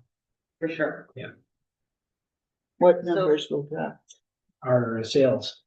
So Uh, that means that we would have to take a higher increase, right? So we can chat about that. Well- Right now you have to follow the ordinance, but My feeling as a council member is that if the rest of us have to pay higher fees because, 50% of the town goes away for 6 months, they should be paying their Trade, fee. yeah. yeah, and maybe that's why they did it in the first place, Because there's a lot of homes that go vacant. Boom, Yeah. boom, boom, boom, boom. Yeah. I'm just and getting then from my if we perspective, protect like. Their homes and then. Could you not have the on and off fee You could, to offset that for cost. sure. Yeah. There's a lot of could different raise ways. that. We could raise the on and off fee. And that goes back to Yeah. the fee rate schedule. Good suggestion. We need to update. But it may be something that you look at as a council and say, how do we do that? If you want to keep doing what you're doing, you can, but to Cole's point, it's probably something that you're getting pretty tired of hearing about. The only thing I will say about that on and off fees, there probably needs to be two of them. There needs to be one where the billing is gonna be paused. And there's one where we're going out and turning the water off because somebody's got to leak. Yeah. Because that person shouldn't have to pay the same amount Right. that somebody is to having the billing pause for 6 Agreed. months. Yeah, there could be two different types of turn on and turn off fees. Yeah. Yeah. Yes, yes. But again, we're talking about changing or recommending coming to council with a totally different fee schedule. So that might be one that we do some math on and say, hey, this is what we're recommending to try to keep the numbers flat. To your point, which is a great point, you essentially want to be able to kind of know and have the same number. And that may need to be separate from what we're doing now. It is, yeah, it's got to be.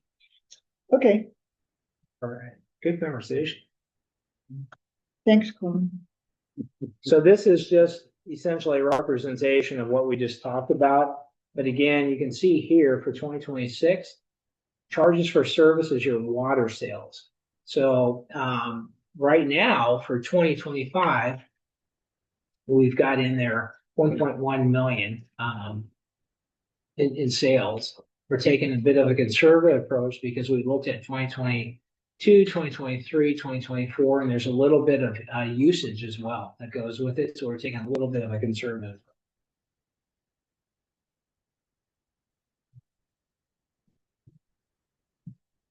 So this is the expense. So again, the beginning balance going in 2024 was a negative amount, which Judith, I think is what you were talking about. You're like, why didn't the transfer come through? Well, there's part of it on the operations side as well. We've since cleaned that up in 2025. So we did start the year with just over 500,000. And you can see it kind of drops down a little bit.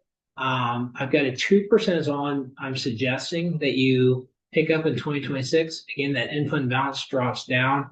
I have in each one of these out years kind of the balance of when you take a percent and what it is. So this is my recommendation. Just again, this is operation, not capital. Okay. But you want to be able to kind of keep, roughly about 450,000, 500,000 in there. So all my out year projections, if you want, I can show you that. So let me get over to my. And drop over to the 401 account. That's your water account. Operations. So you see the beginning balance right up here on the very top. There's that negative 1.4 million right in 2025 that we started the year, but we essentially correct. See the transfers?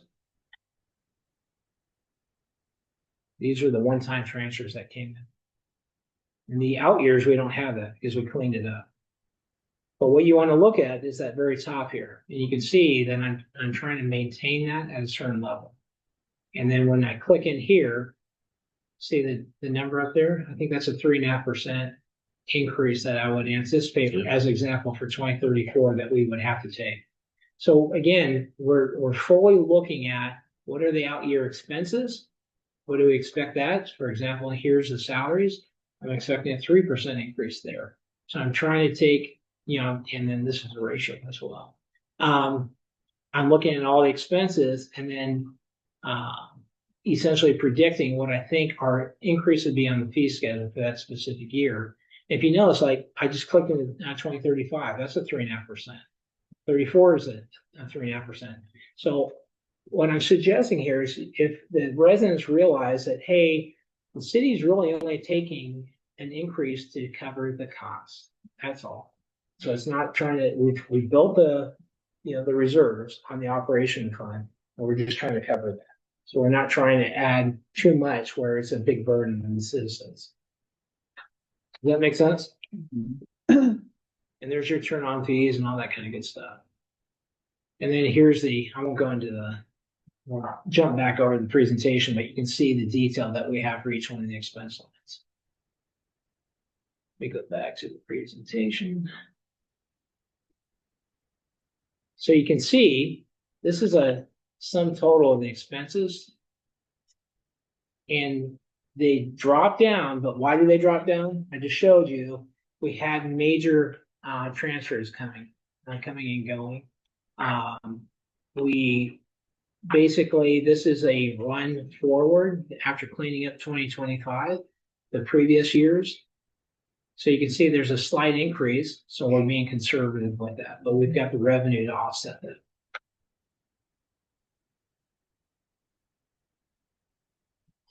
So here I kind of talk about it. For 2026, the expense budget right now we've set at 1.1 million. It's about a 2% increase from last year of the total operational expenses of 1,077,000. And then I show you on the administration side for the for the salaries and benefits, it's about a 3% increase. On the operations personnel, the salaries for the folks, rolling up their sleeves and doing all that hard work, I'm also assuming 3%. But to double check with the CBA to make sure it's tight on that, but that's roughly what that is. With their benefits, we have about $57,000 tied to repair and maintenance for water related. Utilities about 13,000, fuel 3,600. Insurance, they get a line share because of the infrastructure of the pipes and that sort of thing. So they burden about $91,000 of our insurance premium. We paid $91,000 in insurance premium, Just in water.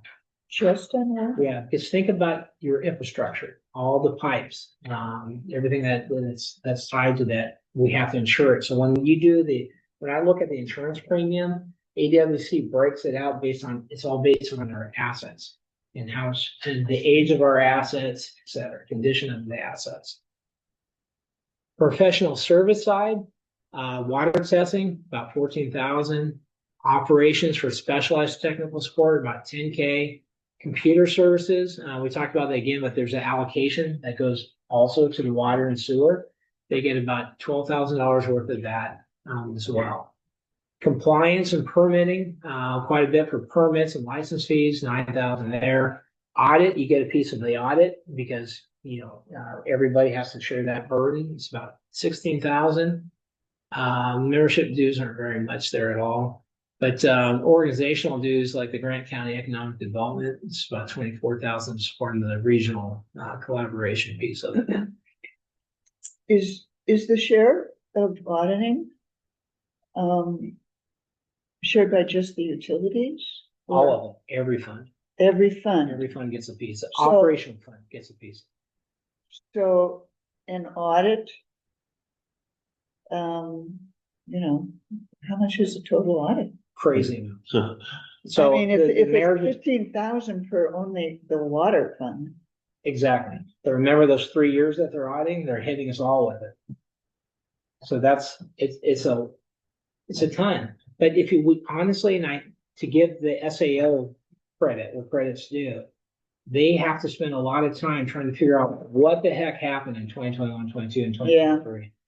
Now, going forward, I would expect, since we've had the team has done I think, a really good job, it should cost less because it's standard. You see the numbers, they corrected themselves. And if we keep that going forward and follow the plan, it should be easier for the auditors to audit. But I'm telling you, trying to figure out what happened with the grants and the federal grants and stuff. We had to pull GNO in there. Coley knows we had the mayor was all over it trying to get stuff from 2020, 2019 that we had to figure it out because that had an impact on 2021, 22, 23, 24. And the auditors are trying to figure out as much as we were trying to figure it out. So it took a lot of their time as well. It took a lot of our time, it took a lot of their time. Boxes and boxes. Yeah. the what? And don't forget the other boxes. Oh, boxes and boxes Yeah. from the back. And by the way, we're probably missing half of the information. You can't find it. It's not here. Oh, people are sitting in our office just spending our money. Well, Blindly. I would say, I would say that they probably were spending it, I'm gonna give them the benefit of the doubt, properly, but they weren't accounting for it properly and they weren't retaining the public records properly. And a lot did get thrown away in the back, but Water damage. water damage and mold and no policies of that. Yeah. And I will attest, sitting in there and smelling that water, it was bad. It was bad. So there is a capital and equipment management portion of it that's lower dollar amount, which is about smaller cost than would go into your capital improvement. So on the operational side of it, you have about $8,000 for purchases that are under 5,000 but don't really qualify for a huge capital improvement. Small tools and equipment, only 6,000 there. Small tools about 1,600. Express bill pay and payment tech. So they essentially help Tanya. So people pay through Express, through payment tech, which is a merchant bank. There's about $5,300 tied to that. The printing and the codes are about 43, and postage is only about 933. Do you mean the city pays an amount per bill that is Yes. paid by Express Bill Pay? So Express acts By as, me or So- whoever? yeah, so Express Bill Pay will receive payments and it goes into their bank. And then they're sending us all the reports and pushing it over to us so we can get it into our system. So they're giving us a service for it. It Oh, a basically, service, meaning that it doesn't, it's not touched by any hands, No. human.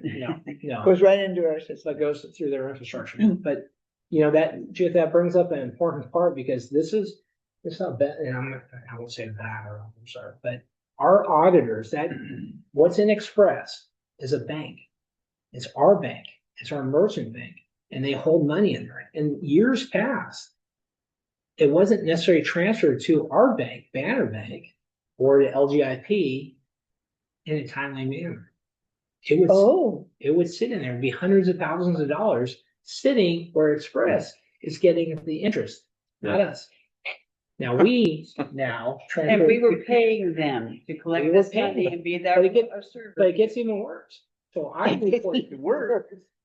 would report to the SAO, hey, we had, let's call it $200,000 in Express at year end. We had, let's say, 300,000 in Banner, 1 point some odd million in LGIP. SAO said to us, that's not your money. That's in Express. So you needed, you can't claim that. So we had a big argument. And I will happily say that we won our argument. Jeff goes, we push, you push, you push. you Yeah, push. and we showed them the proper GASB and they came back and said, okay, you're right. And so they stopped that nonsense. But the bigger point is that we had hundreds of thousands of dollars that we weren't picking up interest because it was sitting in the bank because we didn't transfer it.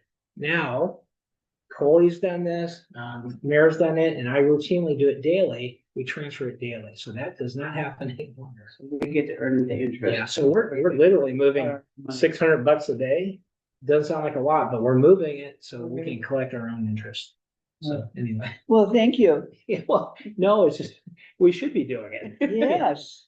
Yeah, you shouldn't, honestly, you shouldn't have to thank us. That's what we should be doing. Yeah. Well, thank you for noticing. Yeah. Wow. Okay. Then here's the dreaded debt service. This is just your water fund. For 2026, we're gonna spend $152,000 servicing these debts. Yeah. So these are the debts, when you say the water fund, that Public Works benefit from, That the water funds, public works benefit. right, that component of Public Works. So I'm hoping 5 is paid off this year and maybe 3 Yeah, I'd have to look at that sheet again, but yeah, should be. I've got it tied out for Okay. that years. And you're right, it does start to fall off pretty rapidly. The utility tax transfer, the 35%, is about 372,000. We saw that in the revenue fund for the general fund. And then, the ending balance 2025 was 529. And you can see my note there. That's recovery from that negative balance. In 2026, we'll end up about 500. Maybe more because it just depends on what the usage is in these last couple of months. So what do we have for capital improvements in there? You don't. This is your operations. Oh, operation. Yeah, and that's important. I'm glad you say that. And it's one of those accounting things that we always have to keep in mind. If it's operations, if it's maintenance, if it's not new capital, like new pipes coming in, it falls in here. Okay. Capital, if it's new equipment, brand new, not replacement, but new equipment coming in, that comes into your capital improvement fund. Okay. Yeah.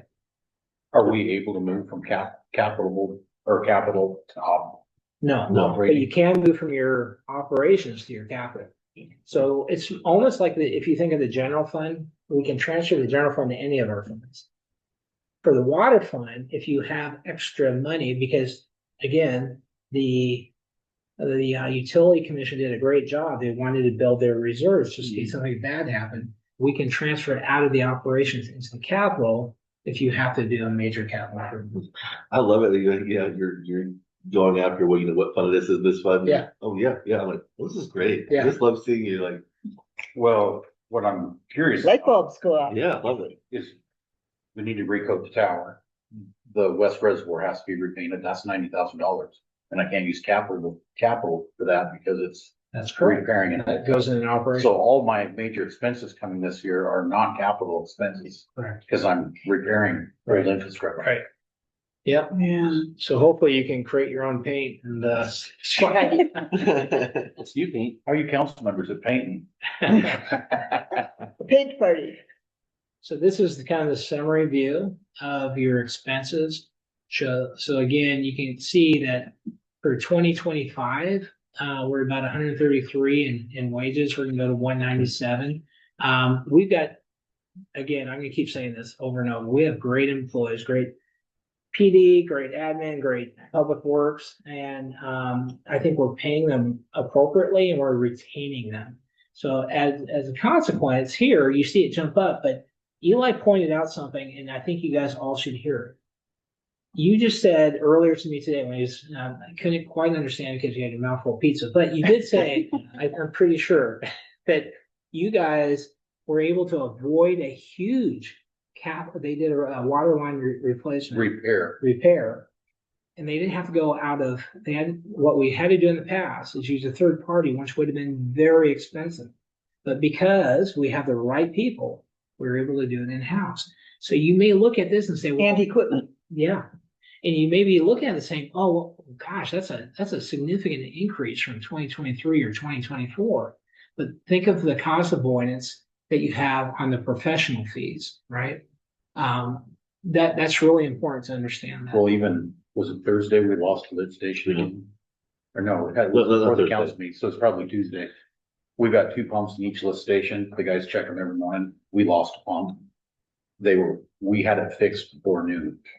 And we did it from parts that we had. We didn't call an Never works electrician. like us. We didn't call in an outside service. The guys just went over and got it put back together. And I'll say, even though we're not on the sewer, he's been doing this all year of cost avoidance that nobody can see because you never got that invoice. But your team and with Eli's leadership and the mayor's oversight has been able to keep that down. So I always worry when somebody is a numbers person but doesn't understand operationally what's happening and the cost avoidance. When you look at something, you're like, why is that so high? But what did you miss? What cost did we avoid? And that's really Which was important. really good. That's huge. Takes council members back, like John. That's great. Members. He took them on a tour.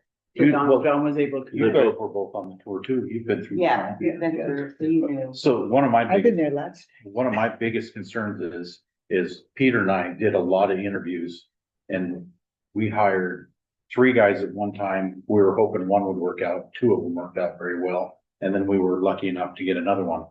And these are guys with skills that I'm able to just say, hey, we're gonna repair it, take it apart, we're gonna put it back together, and I can lightly supervise them.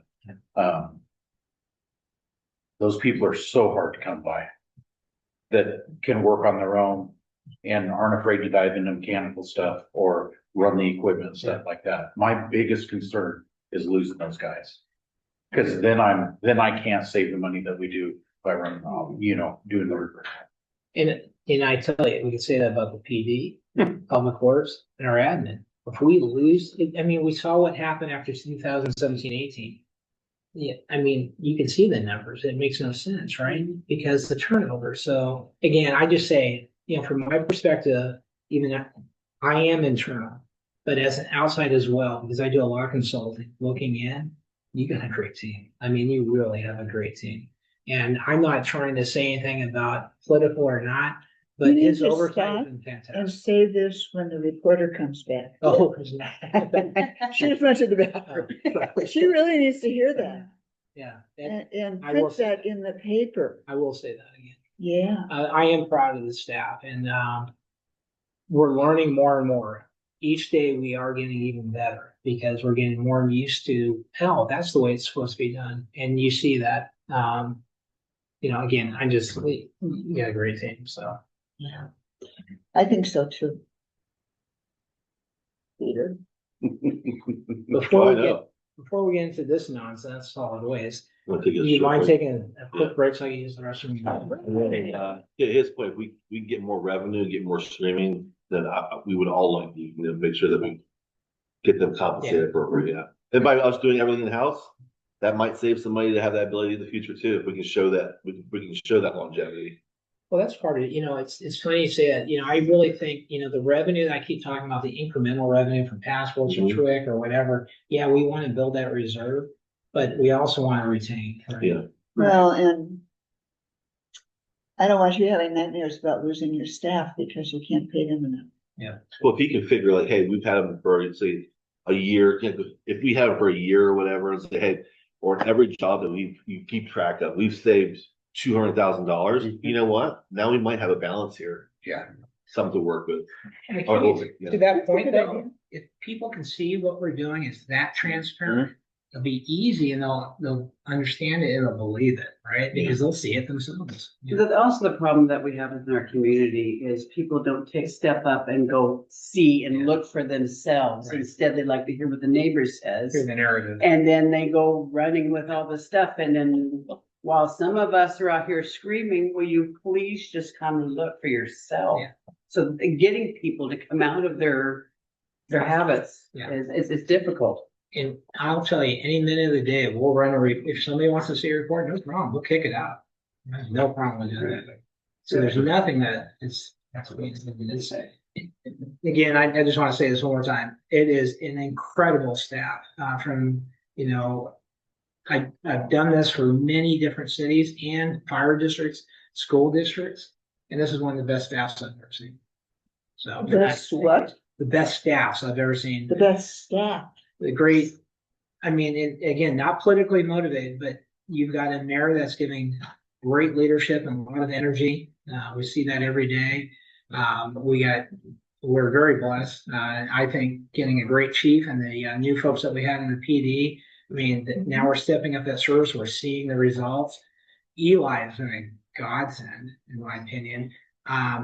He's like, I know. And I'm not joking. You have to I make took the brown- pictures. I took pictures of your wastewater treatment plant, the control center in there, and I've seen the before and after from what Eli team's done. I've shown that off.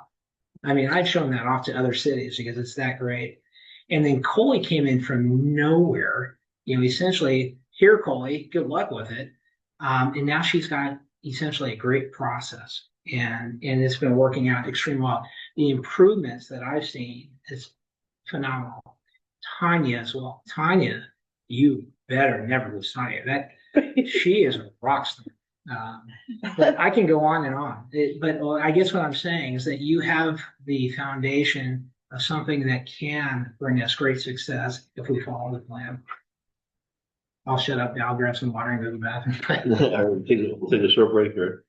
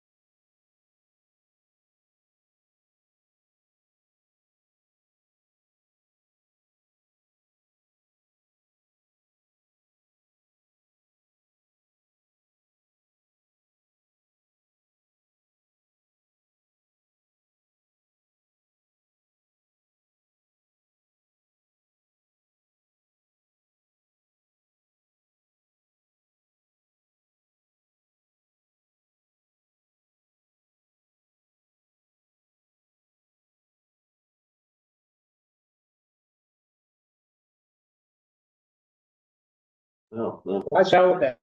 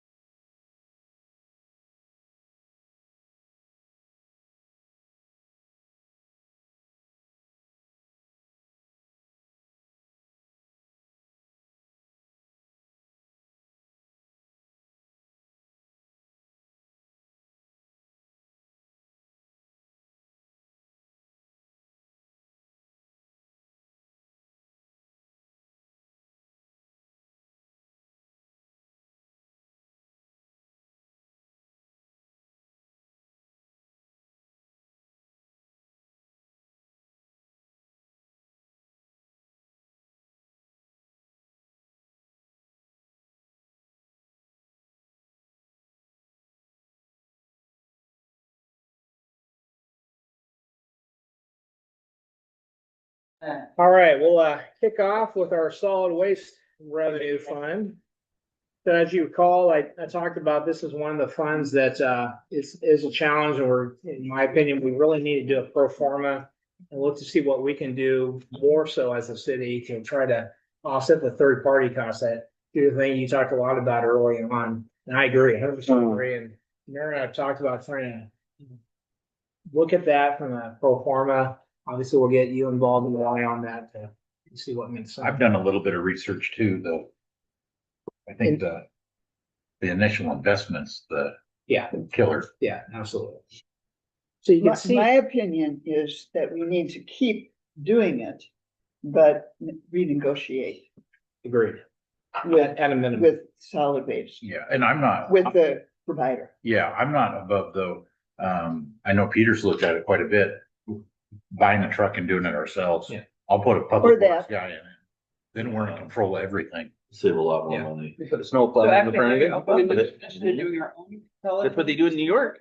Maybe. Except that we have to make sure that we're only including the cost of, the dump will still be a Correct. cost. Well, they are federally obligated. Yeah, aren't so they? there's state laws and federal laws. So if they don't have a contract with you, or a garbage company doesn't have a contract with you, then you can set the rates based on the state. So there's a certain weight that they have to, a rate that they have to charge us, or, for a fee. Not for just us. the county, at the No, county dump? Yeah, the county dump, absolutely. So if you don't have a contract, if the city didn't have a contract all with the county, as a resident, they have to provide you a service no matter what. So someone that used to work for them showed me the documentations, and it's free to show. And it's a huge low rate. So if I didn't have one and I was a senior citizen and I'm like, I can only afford a small bin and say it's $11, that's all they're required to pay by state law. And they have to come pick it up. So if we can get out of this contract and do our own, we're gonna save a lot more money. The city used to do it. We had our own garbage truck. What happened to it? Okay, worth exploring then, perhaps. One of the mayors decided that they didn't want to do it, so it got sold.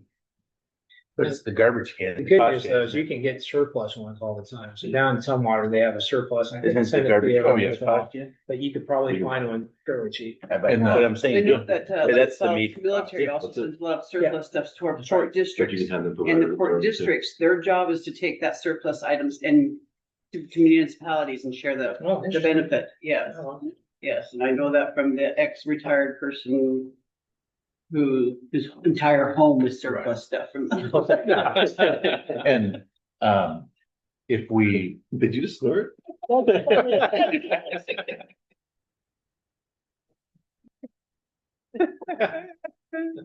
Darren said that it used to take the guys 2 to 2.5 days a week to do the garbage, but if with one of the new trucks, you'd be down to one guy because they're all automated now, so you wouldn't have Yeah. to. They had the old truck where the guy had to ride on the back and Mhm. throw the can in, so Which would be more fun. Yeah, but the city would also have to buy all the cans.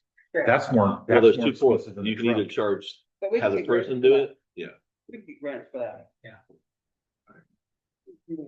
So on the solid waste revenue, you can see we actually a Okay. little bit better shape on the beginning balance coming in where I think I'm not sure why, but this fund was accounted for a little bit better than the other ones.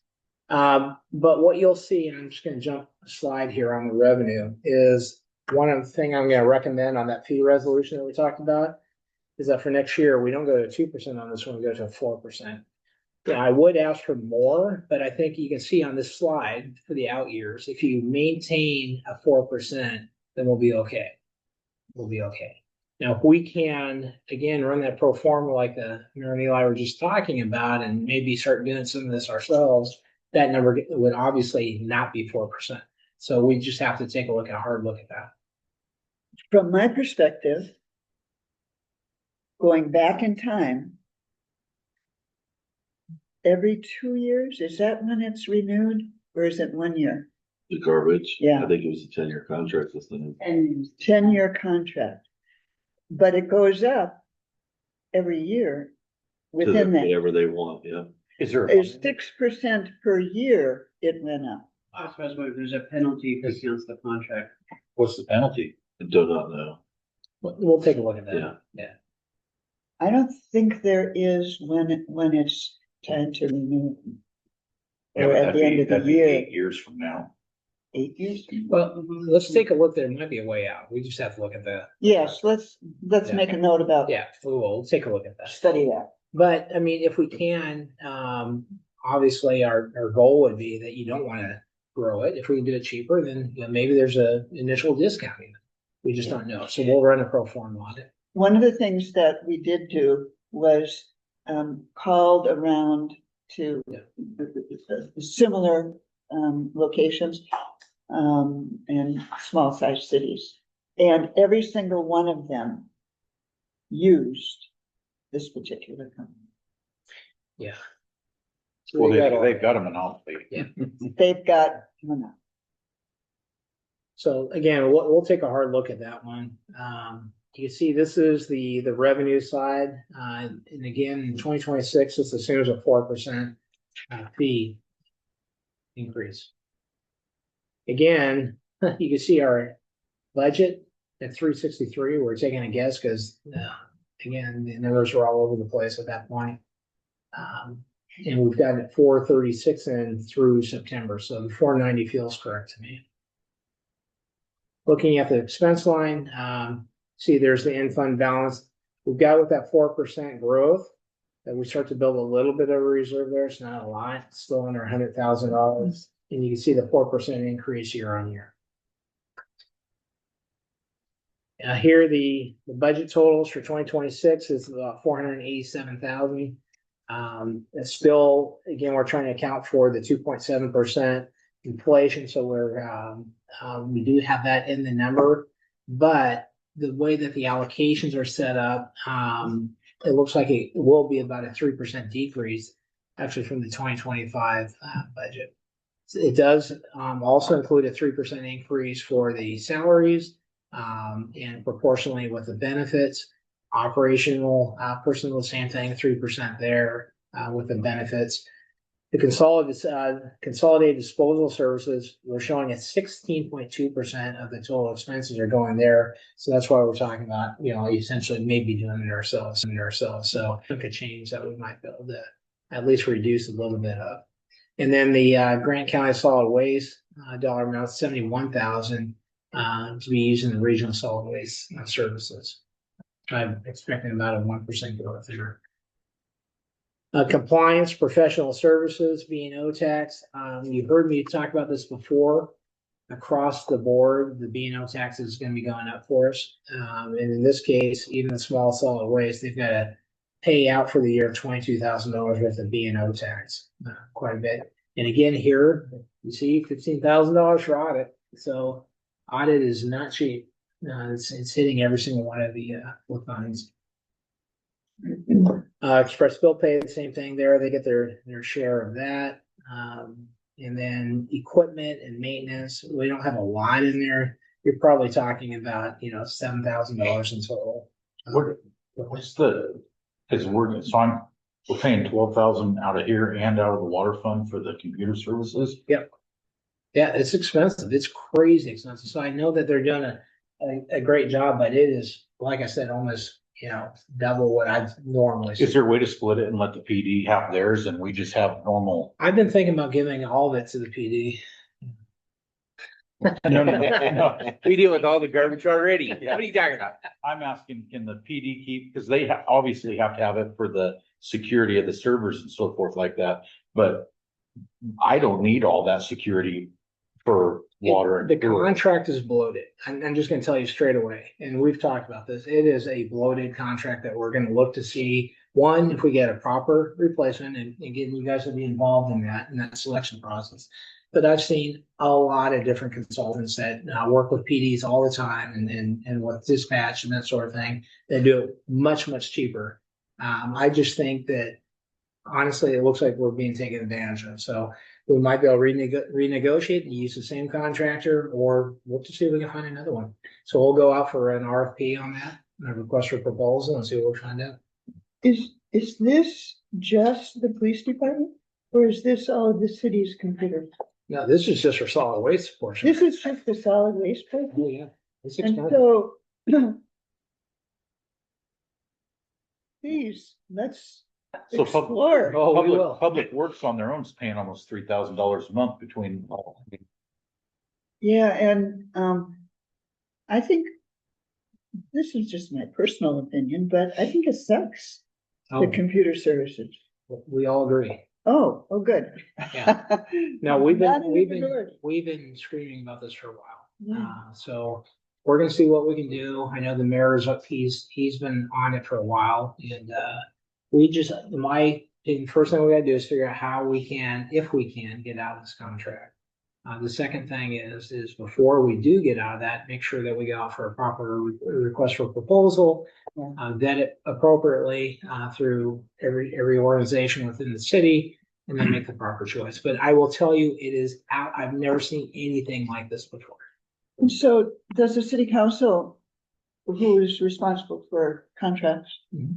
the city, this is a council decision? It will be, Yeah. yeah. So we'll come forward and Yes, I like having you guys do the research. Yeah, so we'll come forward and say, if one, we can get out of the contract, if we can. And then if we can, we'll bring forward, the RFP information and our recommendation based on the results of the evaluation. Thank you. I would, this service does not work well with the SCADA system at the plant. Doesn't work well at City Hall either. It is counterproductive for me. So back to the audit piece, the 15509. When audit services come in and they audit it, they break the fees down per department. They do not, I do.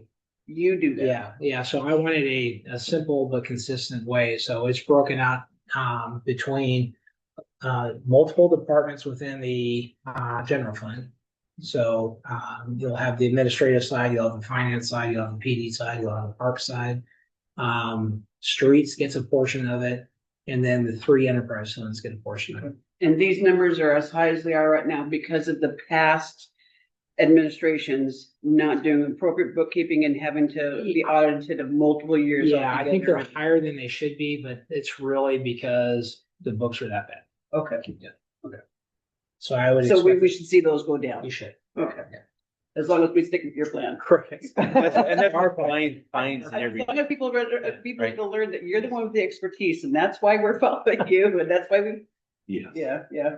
I mean, ultimately, I want it to be our plan. It's about proper training, right? So these kind of meetings, I think, are so critical, right? I So agree. if we can I keep trying to absolutely do agree. these, I think they're This is the good. most important one of the whole year. As long as I it's would not absolutely snowing, agree. I'm here. I'm telling you. We just need to figure out a way to make it more attendance and get our public, our community more involved, and we're No, struggling there. it's not contentious, right? So if it's a learning experience, because I think we all want to do the right thing. Right. Yeah. Yeah, Yeah. exactly. And I think, I'm not gonna know all the answers. and I think recording it and putting it online, more people will have the ability to see it and like, okay, you know, I want to be involved too. Right. Let's see here. I think we covered all those on the equipment side. So this is the insurance and risk management side, $21,000 for insurance. Again, I'm adjusting this for a 5%. I heard from AWC RMSA that we're looking at probably about a 5% increase, so it reflects. 4 point something, yes, at 5, yeah. Utility tax transfer, again, I'm recommending that we're gonna have to do another ordinance or resolution, I can't remember which one we did on, but we had to adjust this one from a 10% to a 5%. And that will help improve our in fund balance. And you can see here by doing that, 2029, we should increase from a $22,000 in fund balance to about 76,000. Bounce over, okay, the sewer fund, now and again, I think I'm so glad we're having the conversation, storm is included in this. Okay? So if you get grants for stormwater, that sort of thing, it would go into this one as well for revenue as well as the expense. Okay. I would love, and I agree wholeheartedly, we should look to, next year, I would recommend that we change our code, get an ordinance and make a storm fund. Okay. So you can see here, again, after the transfers, this is where the in fund balances are, and again, the utility commission did a great job establishing, I think, the right rate.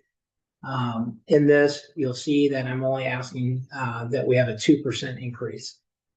So again, 2% for water, 2% for sewer, 4% for solid waste is what I'm recommending. And then for the out years, though, I am saying on the sewer, it includes storm. So once we split this, there may be some difference there, just depending where the expense line bounce. But I am going to recommend for those years for the sewer fund 4% growth. Again, it'll be after we split it between the storm, it may be less on the sewer is what I expect, and probably the storm would be the higher one. And the reason why I say that is it's really the NPDES compliance measures that Washington State's put on us, Department of Ecology's put on us. It's a lot more aggressive. You brought up a good point. Hey, we have our infrastructure. A lot of it's concrete. It's no longer allowed.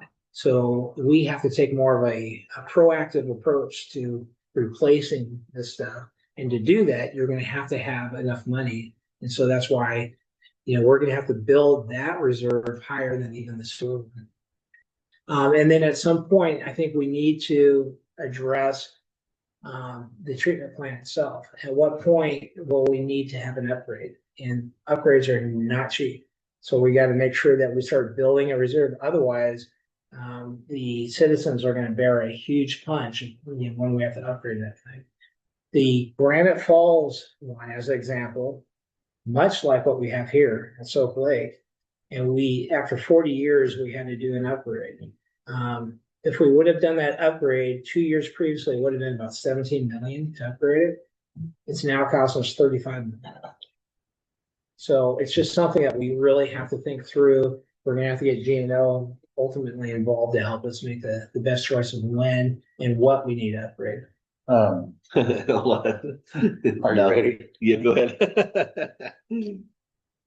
I have reservations on GNO doing the report on that sewer plant because I've gone back and looked at the previous reports that they've done and the stuff that they've recommended, and it has not been on par at all. I would rather, obviously we have to have an engineering firm in there, but I would rather have successful operators come from other plants that are running correctly. Evergreen Rural Water, I would rather have those guys come in and look at the plant and tell us what they think it needs. I've got a very good idea. I just don't have enough experience to back it up. The plant's actually running very good. We're just needing some infrastructure. We got worn out equipment because it's 40 years old. Yeah. I think if we could get that replaced, but I want to be very, very cautious on who we have come in and tell us what they think we need to do. Well, then I recommend we should be routinely going out for bid for engineering services. For So what service? for engineering services. I'm not sure the last time we did that and when Gino won that award. Yeah. Decades. And I have been talking to other cities and they have said this exact same thing. Yeah, so let's just plan on 2026. We'll do an RFQ. Now, that one, you cannot ask, as you know, for dollars. It's all about what their quality, with the quality services that Who are you guys using it in, Gino. It's a you are. different Gino. So Gino, east side, west side, two different elements. I've worked with on the east side as well. But we went out about 3 years ago and Gino won that. I wasn't in charge of that when I was leaving at that. But what I'm saying is we'll have a strong evaluation criteria that we can look at. We just can't look at the cost of it. Yeah. Right. I've got a very good idea on what it's gonna need. Just the process right now is working very well. If we could just update the equipment, and I can get bids on updating the clarifiers and rotors. But we should look at the engineering service as well, Yeah. because you shouldn't have to go outside our own city engineer, Okay. in my opinion. You can, but I think the you, reason being is when we ask for a reservation, when we come take a look at it, give them their input of what we need, what they provided was not what any other operator came in town. They're like, no, you have is good, you just need to upgrade this. Or things that they say that we have that are not there. Well, we don't have that. I'll give you two examples on where my reservations stand. The first one is the digester. That sat down for 4 years and they were trying to engineer a way to rehook the rotors up. And one of them we fixed with a cable clamp. And the other one, we had a set of brackets built and they're still running. Is it the way it should have been engineered in the first place? No. Does it work? Absolutely. And then the last one they put together for a 5-year plan, they wanted us to put a piece of equipment in because they said the plant didn't set. Well, the problem I have right now is the plant settles too fast. So they did their observation and the plant wasn't even running correctly. So that's where my concern comes in. I feel it's a lot of times. Another one is the clarifier. When the 20 years, they've not been able to make 2 clarifiers run at the same time. And they had in their deal where they wanted us to put basically a control gate in to make them run at the same time. Well, the problem is you control a clarifier with how much water you're pulling out of the bottom of it. There's 1 flow meter and 2 clarifiers. So how are you supposed to regulate what's coming out of it? And that's something that anybody that's run a plant for any amount of time should have been able to say, well, I can't regulate the 2 of them because I've only got 1 flow meter. let's go and put this out, sooner rather than later. Yeah. And we'll just ask for a request for qualification, that's what you have. Okay. So again, this is just kind of the summary of that. So this would represent a 2% in 2026, but remember, long-term, if we do nothing else, it'll be with storm, it'd be about 4% for those outdoors. So here's the expense, and this is something that you'd like to see. This is kind of what you want to see.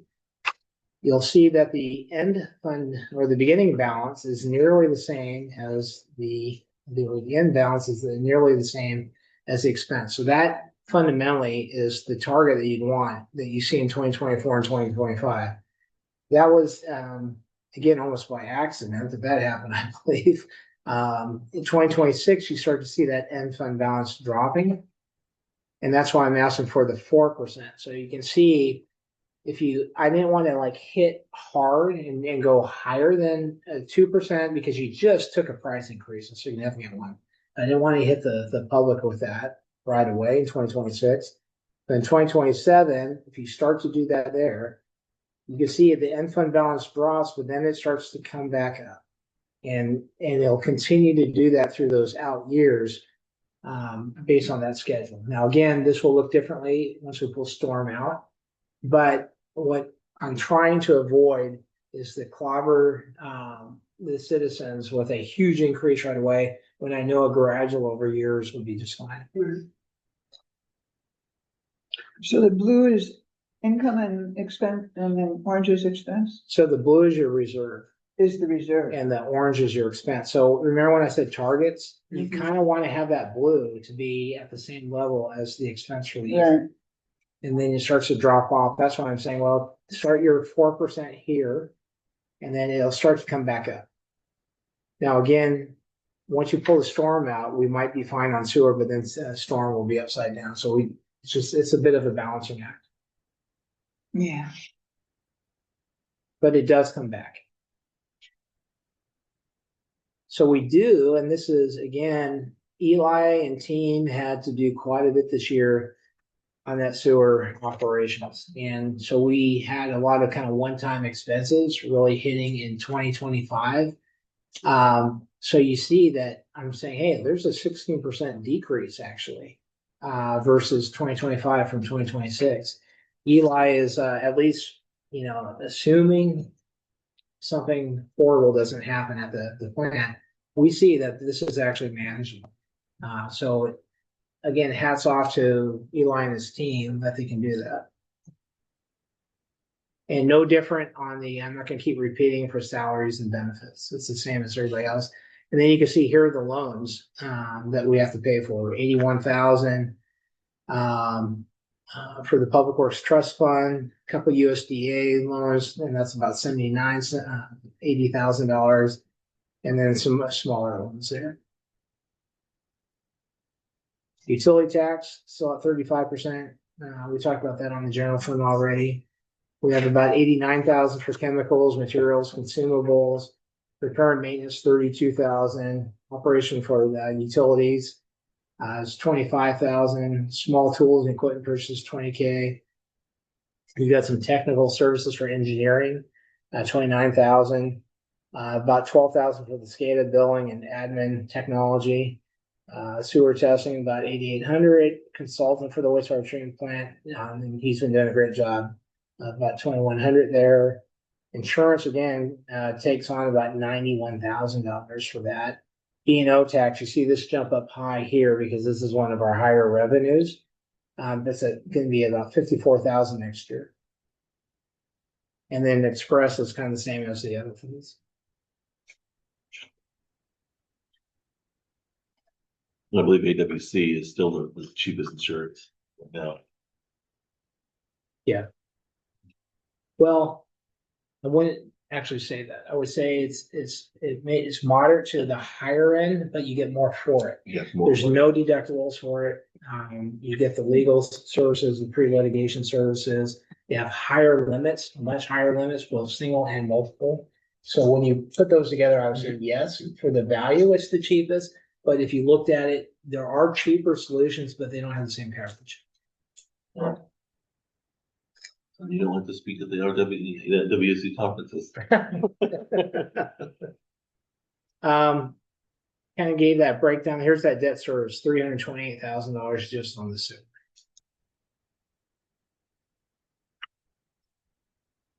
This is kind of the high level. Again, we've kind of covered all that. There's there.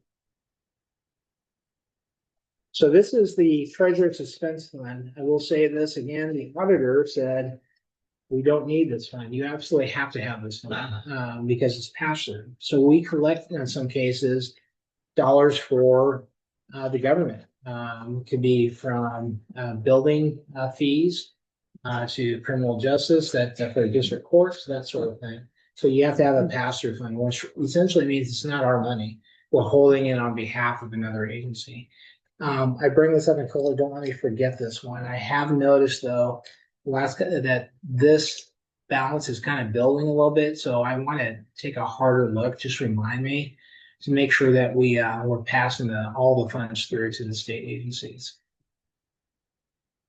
Jen, Yes. this, so like sometimes I get money, Back to the sunset, when he was beginning to just and have that. It's kind of like whenever you or get it quicker whenever you pass on this. That's This is exactly the right. Fun thing that I need to ask about. Yes, this is the one. And that's I probably have what- one thing yeah. that. And I noticed that we haven't, so that's. Yes. Yeah. In fact, the auditor, I think that's what the auditor said that we didn't need to sign. And I think because years ago, they weren't sending the money to the proper agency. This whole- So they said, well, you our guys aren't doing it. Well, we should have been doing it. We still need the fund. Yeah, so let's make that. Yeah. Thank you. So this is our totals here. You remember that 55,000 that I was talking about? So if you look at our total revenues and you look at our total expenditures, the difference is 55,000, not to the positive. So you see a little bit more revenue than expenditure. So I say that again in caution as council, you start thinking through all the nice things that we want to have. It either we have to take it away from somewhere else. And I just kind of walked through a very aggressive, I think, expenditure budget that there's not a lot of fat on it, to be quite honest with you. So trimming it will be very difficult. So if you decide, okay, no, we're not going to trim, but we are going to do, it's your prerogative. You can do that. But I would say be careful because we won't be able to build that reserve. The same goes to for adding things onto it as well. Yeah. It'll pull off. Yeah.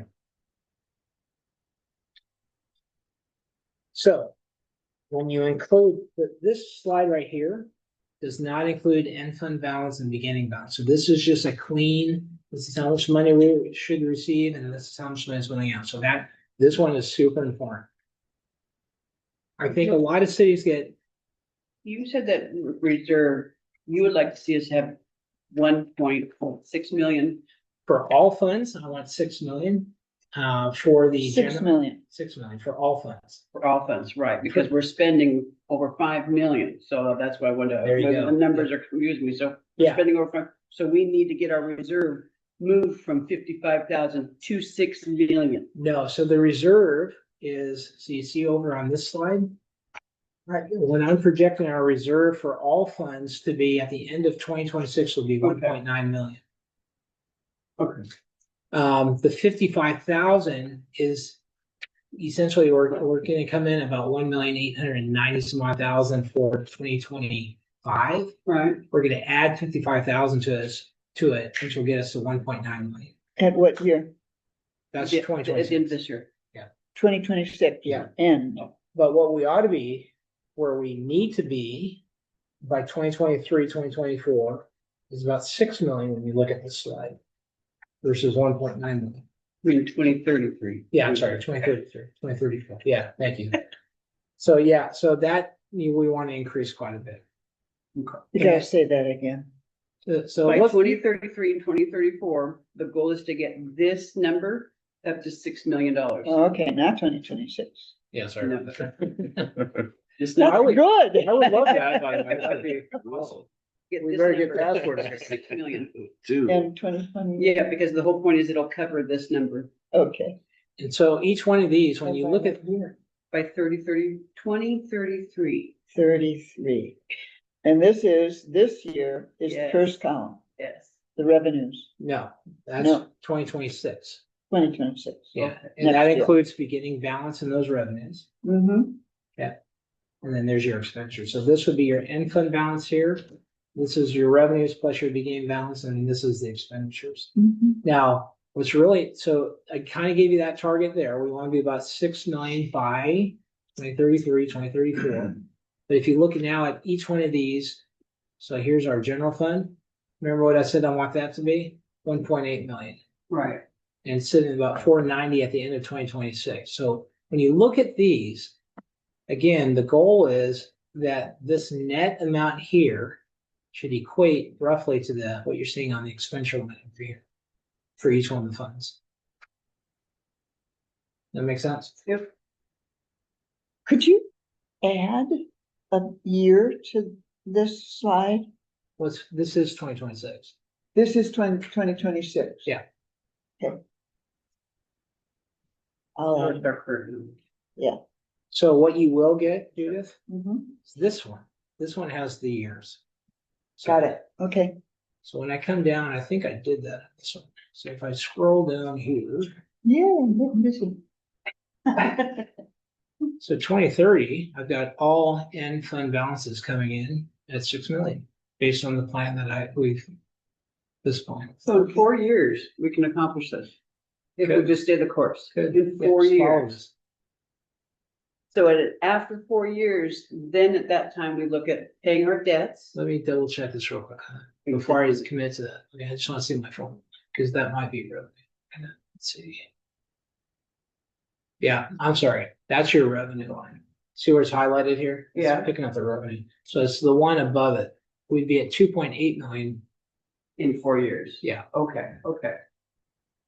So the mayor and I, we routinely, and you can ask him, I'm constantly saying, I want to be at 2.2 now. Now. Love it. We do. And if I see it drop down and poor mayor, I'm like, hey, What are you doing? Stop buying things. Yeah. It was an emergency. This is what for. We'll get it pre-approved. But yeah, we see it growing So steadily. Yeah. every day I tell them where we're at. And so I think, Good. Good. yeah. Around 6 in the And I morning. think the last time I did it, it was right around Yeah, this number here, 1,870,000. This time next year, I want to be about 2 million and then increase. Now, I always tell the mayor that I want 300 or 400,000 more than what I really want. You don't hear that? Don't hear that. I want that too. In your Yeah. plan here. Yeah. Do you have it set up to where, this? We've talked about opening positions. Yep. You know, incremental positions, okay? Yeah. So in the plan and the goals, does it say if the community, the citizens would like consolidated, would like an administrator, would like a code enforcement, 3 code enforcements or whatever else? Is there plans as to when, based on our budget, says, okay, at this time in the budget, you're eligible to open a position? Absolutely. And I think that's a great question. And that's why I built this section. Anytime the council says, hey, what would be the impact if, kind of a what if, Right. you add code enforcement? What does that do to our numbers? I can spit it out in 5 minutes. Okay, okay, So this one assumes current staff as is today right. and gets to these numbers. Okay. So if you add to it, I can very quickly just add it to this and it'll do the math for us. And show you. Okay, so, but what I'm just trying to have a, How many years out now from we are now? oh, yeah, at what point we can So- wait there? So that when public says, well, we need a code enforcement, or we need this or that, we can say, okay, it's in our goals, and at this time, we might be something to explore at this time. So this is 2027, we can explore it. based on our discussion today. If you guys said we want to target the 6 million and we want to target 1.8 million for the general fund as far as having the reserves, then it's gonna be 2023, 2033 or 2034. That's the answer. Okay, It really depends. That's why it's really important for the council to say, this is what we want for reserves. Then we can make financial decisions. Build reserves. so first. until our reserves are met, Yeah, but no changes. But need the to be- council needs to set that, or they say, no, we don't want to do that. We want to, make a decision when we want to. That's okay. A lot of cities do that. Can we accomplish that before the end of the year? Yeah, All it's right, easy. okay. Yeah. Then we need that on the agenda. I kind of already have the numbers, so it's just me putting together a I'm presentation. just saying the council needs to make an ordinance saying we're gonna meet our reserves first before we go there. Can we do Right. that? I would love to see that financial policy adopted. Okay, Yeah, because then this secures the city. exactly. We That's can't what I'm have saying. having We've got a before. plan, we gotta go, we're gonna follow this, and we can't make no Yeah. changes until we meet our goals. Right. Yes. Right. It's accountability for our city and our It's citizens. stability and for all of us, in the long run, Confidence. that's what it's gonna create, so. Well, it's also sort of a fantasy because emergencies do come up They will. and change happens. That's why it's important to meet our But- reserves first we- before anything else. We do need to have a plan, We're on the same page. That's what they say. Yeah. you know? Yeah, Yeah, this is the basis of your plan, and then when things happen, and they will, this continues to get updated. I update this every month. It ripples through. But if you set a target and say the reserves simply, I want to be 1 year's worth of reserves, and you just of your expense, make it simple. Right. And then we can report back to you, this is where you're at, this is where you're at. It's going up or it's going down. Yeah, I would tell you that. And is it going up as quickly as we want or not? And you want that steadiness too. You don't want it to go up like, oh, Right, exactly, exactly, so, all right. So what I would suggest is that we have 1, 2, 3 options Mhm. and discuss around, or however many, variables. 2, one's not gonna work, and this is the one you should have. Well, I would, there are certain people who are gonna have to be brought up to speed. And so, I agree. I'm not gonna dictate. I'll show different options. And then Yeah. the council can decide what you want to do. yeah, and then because you and I are here, and we're, We're the only ones that know, I Yeah. know, I know, so, and I'm not good at repeating information. not this. Go on to YouTube, stuff like while that That's goes. what I'm gonna be doing, I think I'm gonna watch. Yeah, And yeah. if you're making an uninformed decision, you're taking all responsibility for this. And we'll set up maybe a Q1, quarter 1, and we'll do this all over again because I'll have updated numbers again. And we'll kind of see how it ripples through.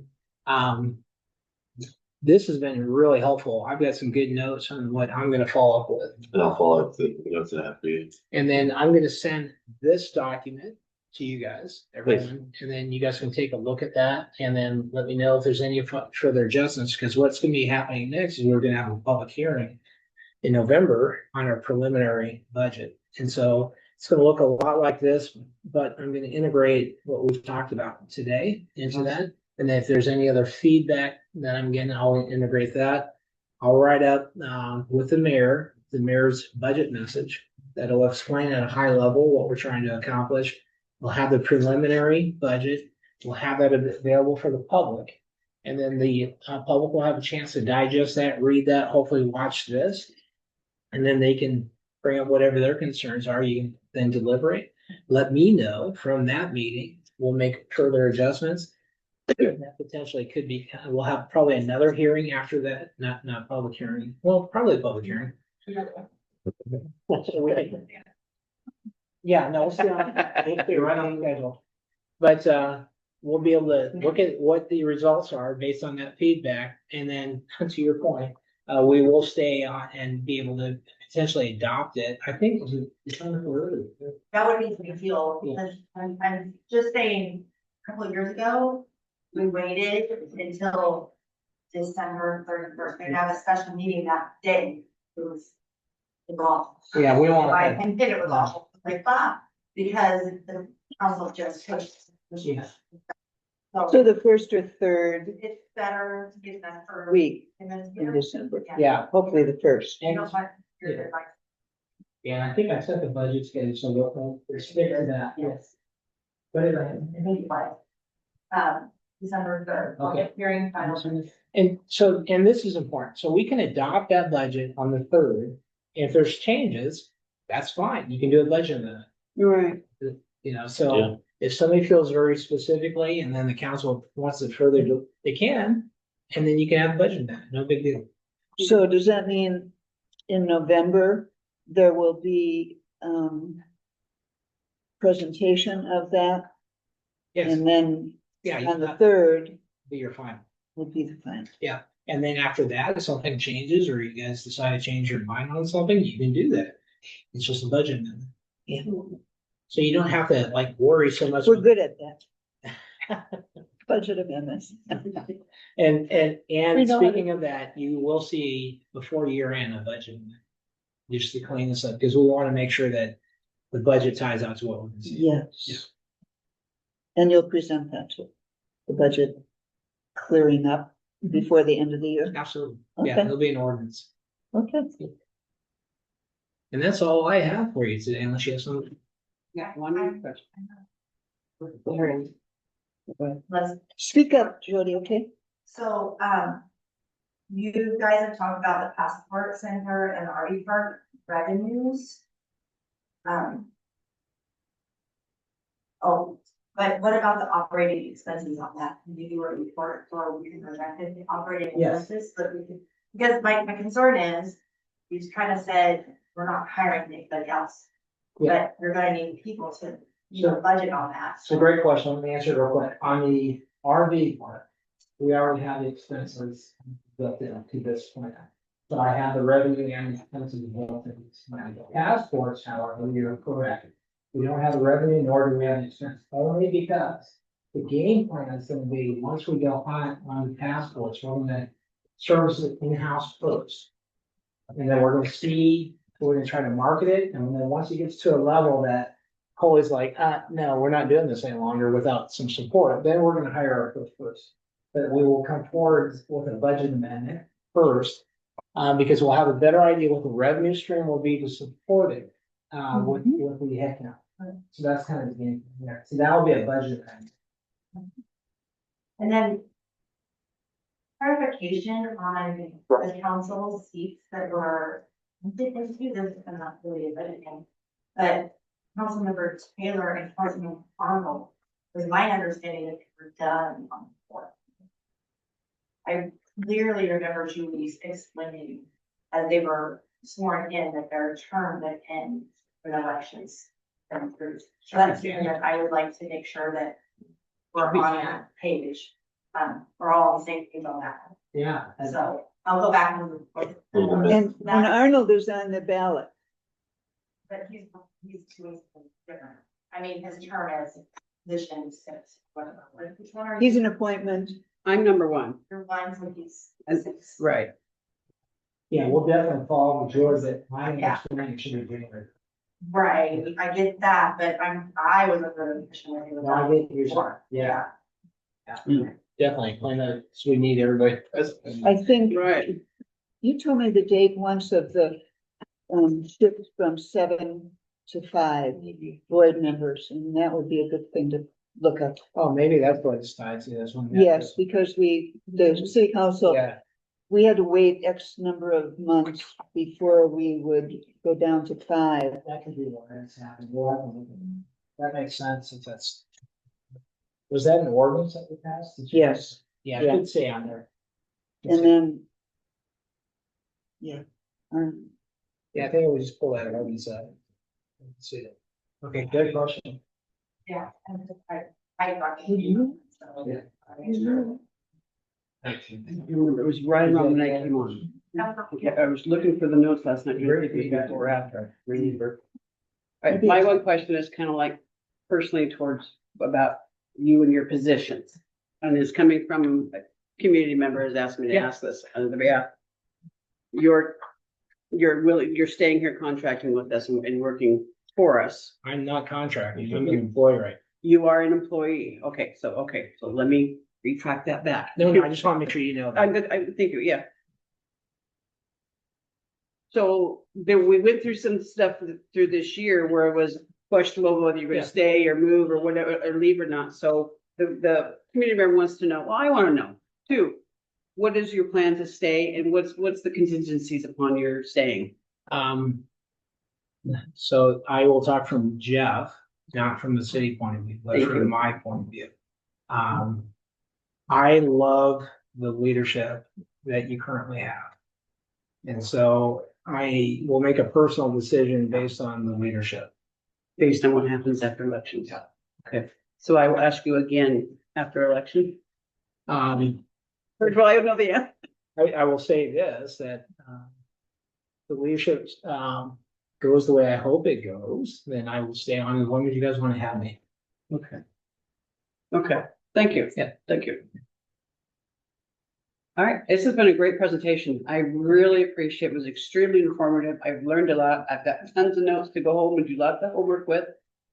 So I think the biggest obstacle that we're going to have is getting our community, our citizens to know this, to transfer this information into their minds. That's going to be difficult. Yeah. So, but I really appreciate you for the minute. Maybe if we keep doing this on a kind of more of a routine basis, maybe more people start to come. It would be, I think it would be, yeah, if we could be consistent with dates and stuff like that, as to what is, the consistency, I think is a huge key. And I'll tell you, just like I owned up on the 25 budget where I made some mistakes. I didn't know what I didn't know at that point. I will continue to do so because I think that's really important. So if there's a mess up that we make, we'll be very transparent because that's the only way we can improve.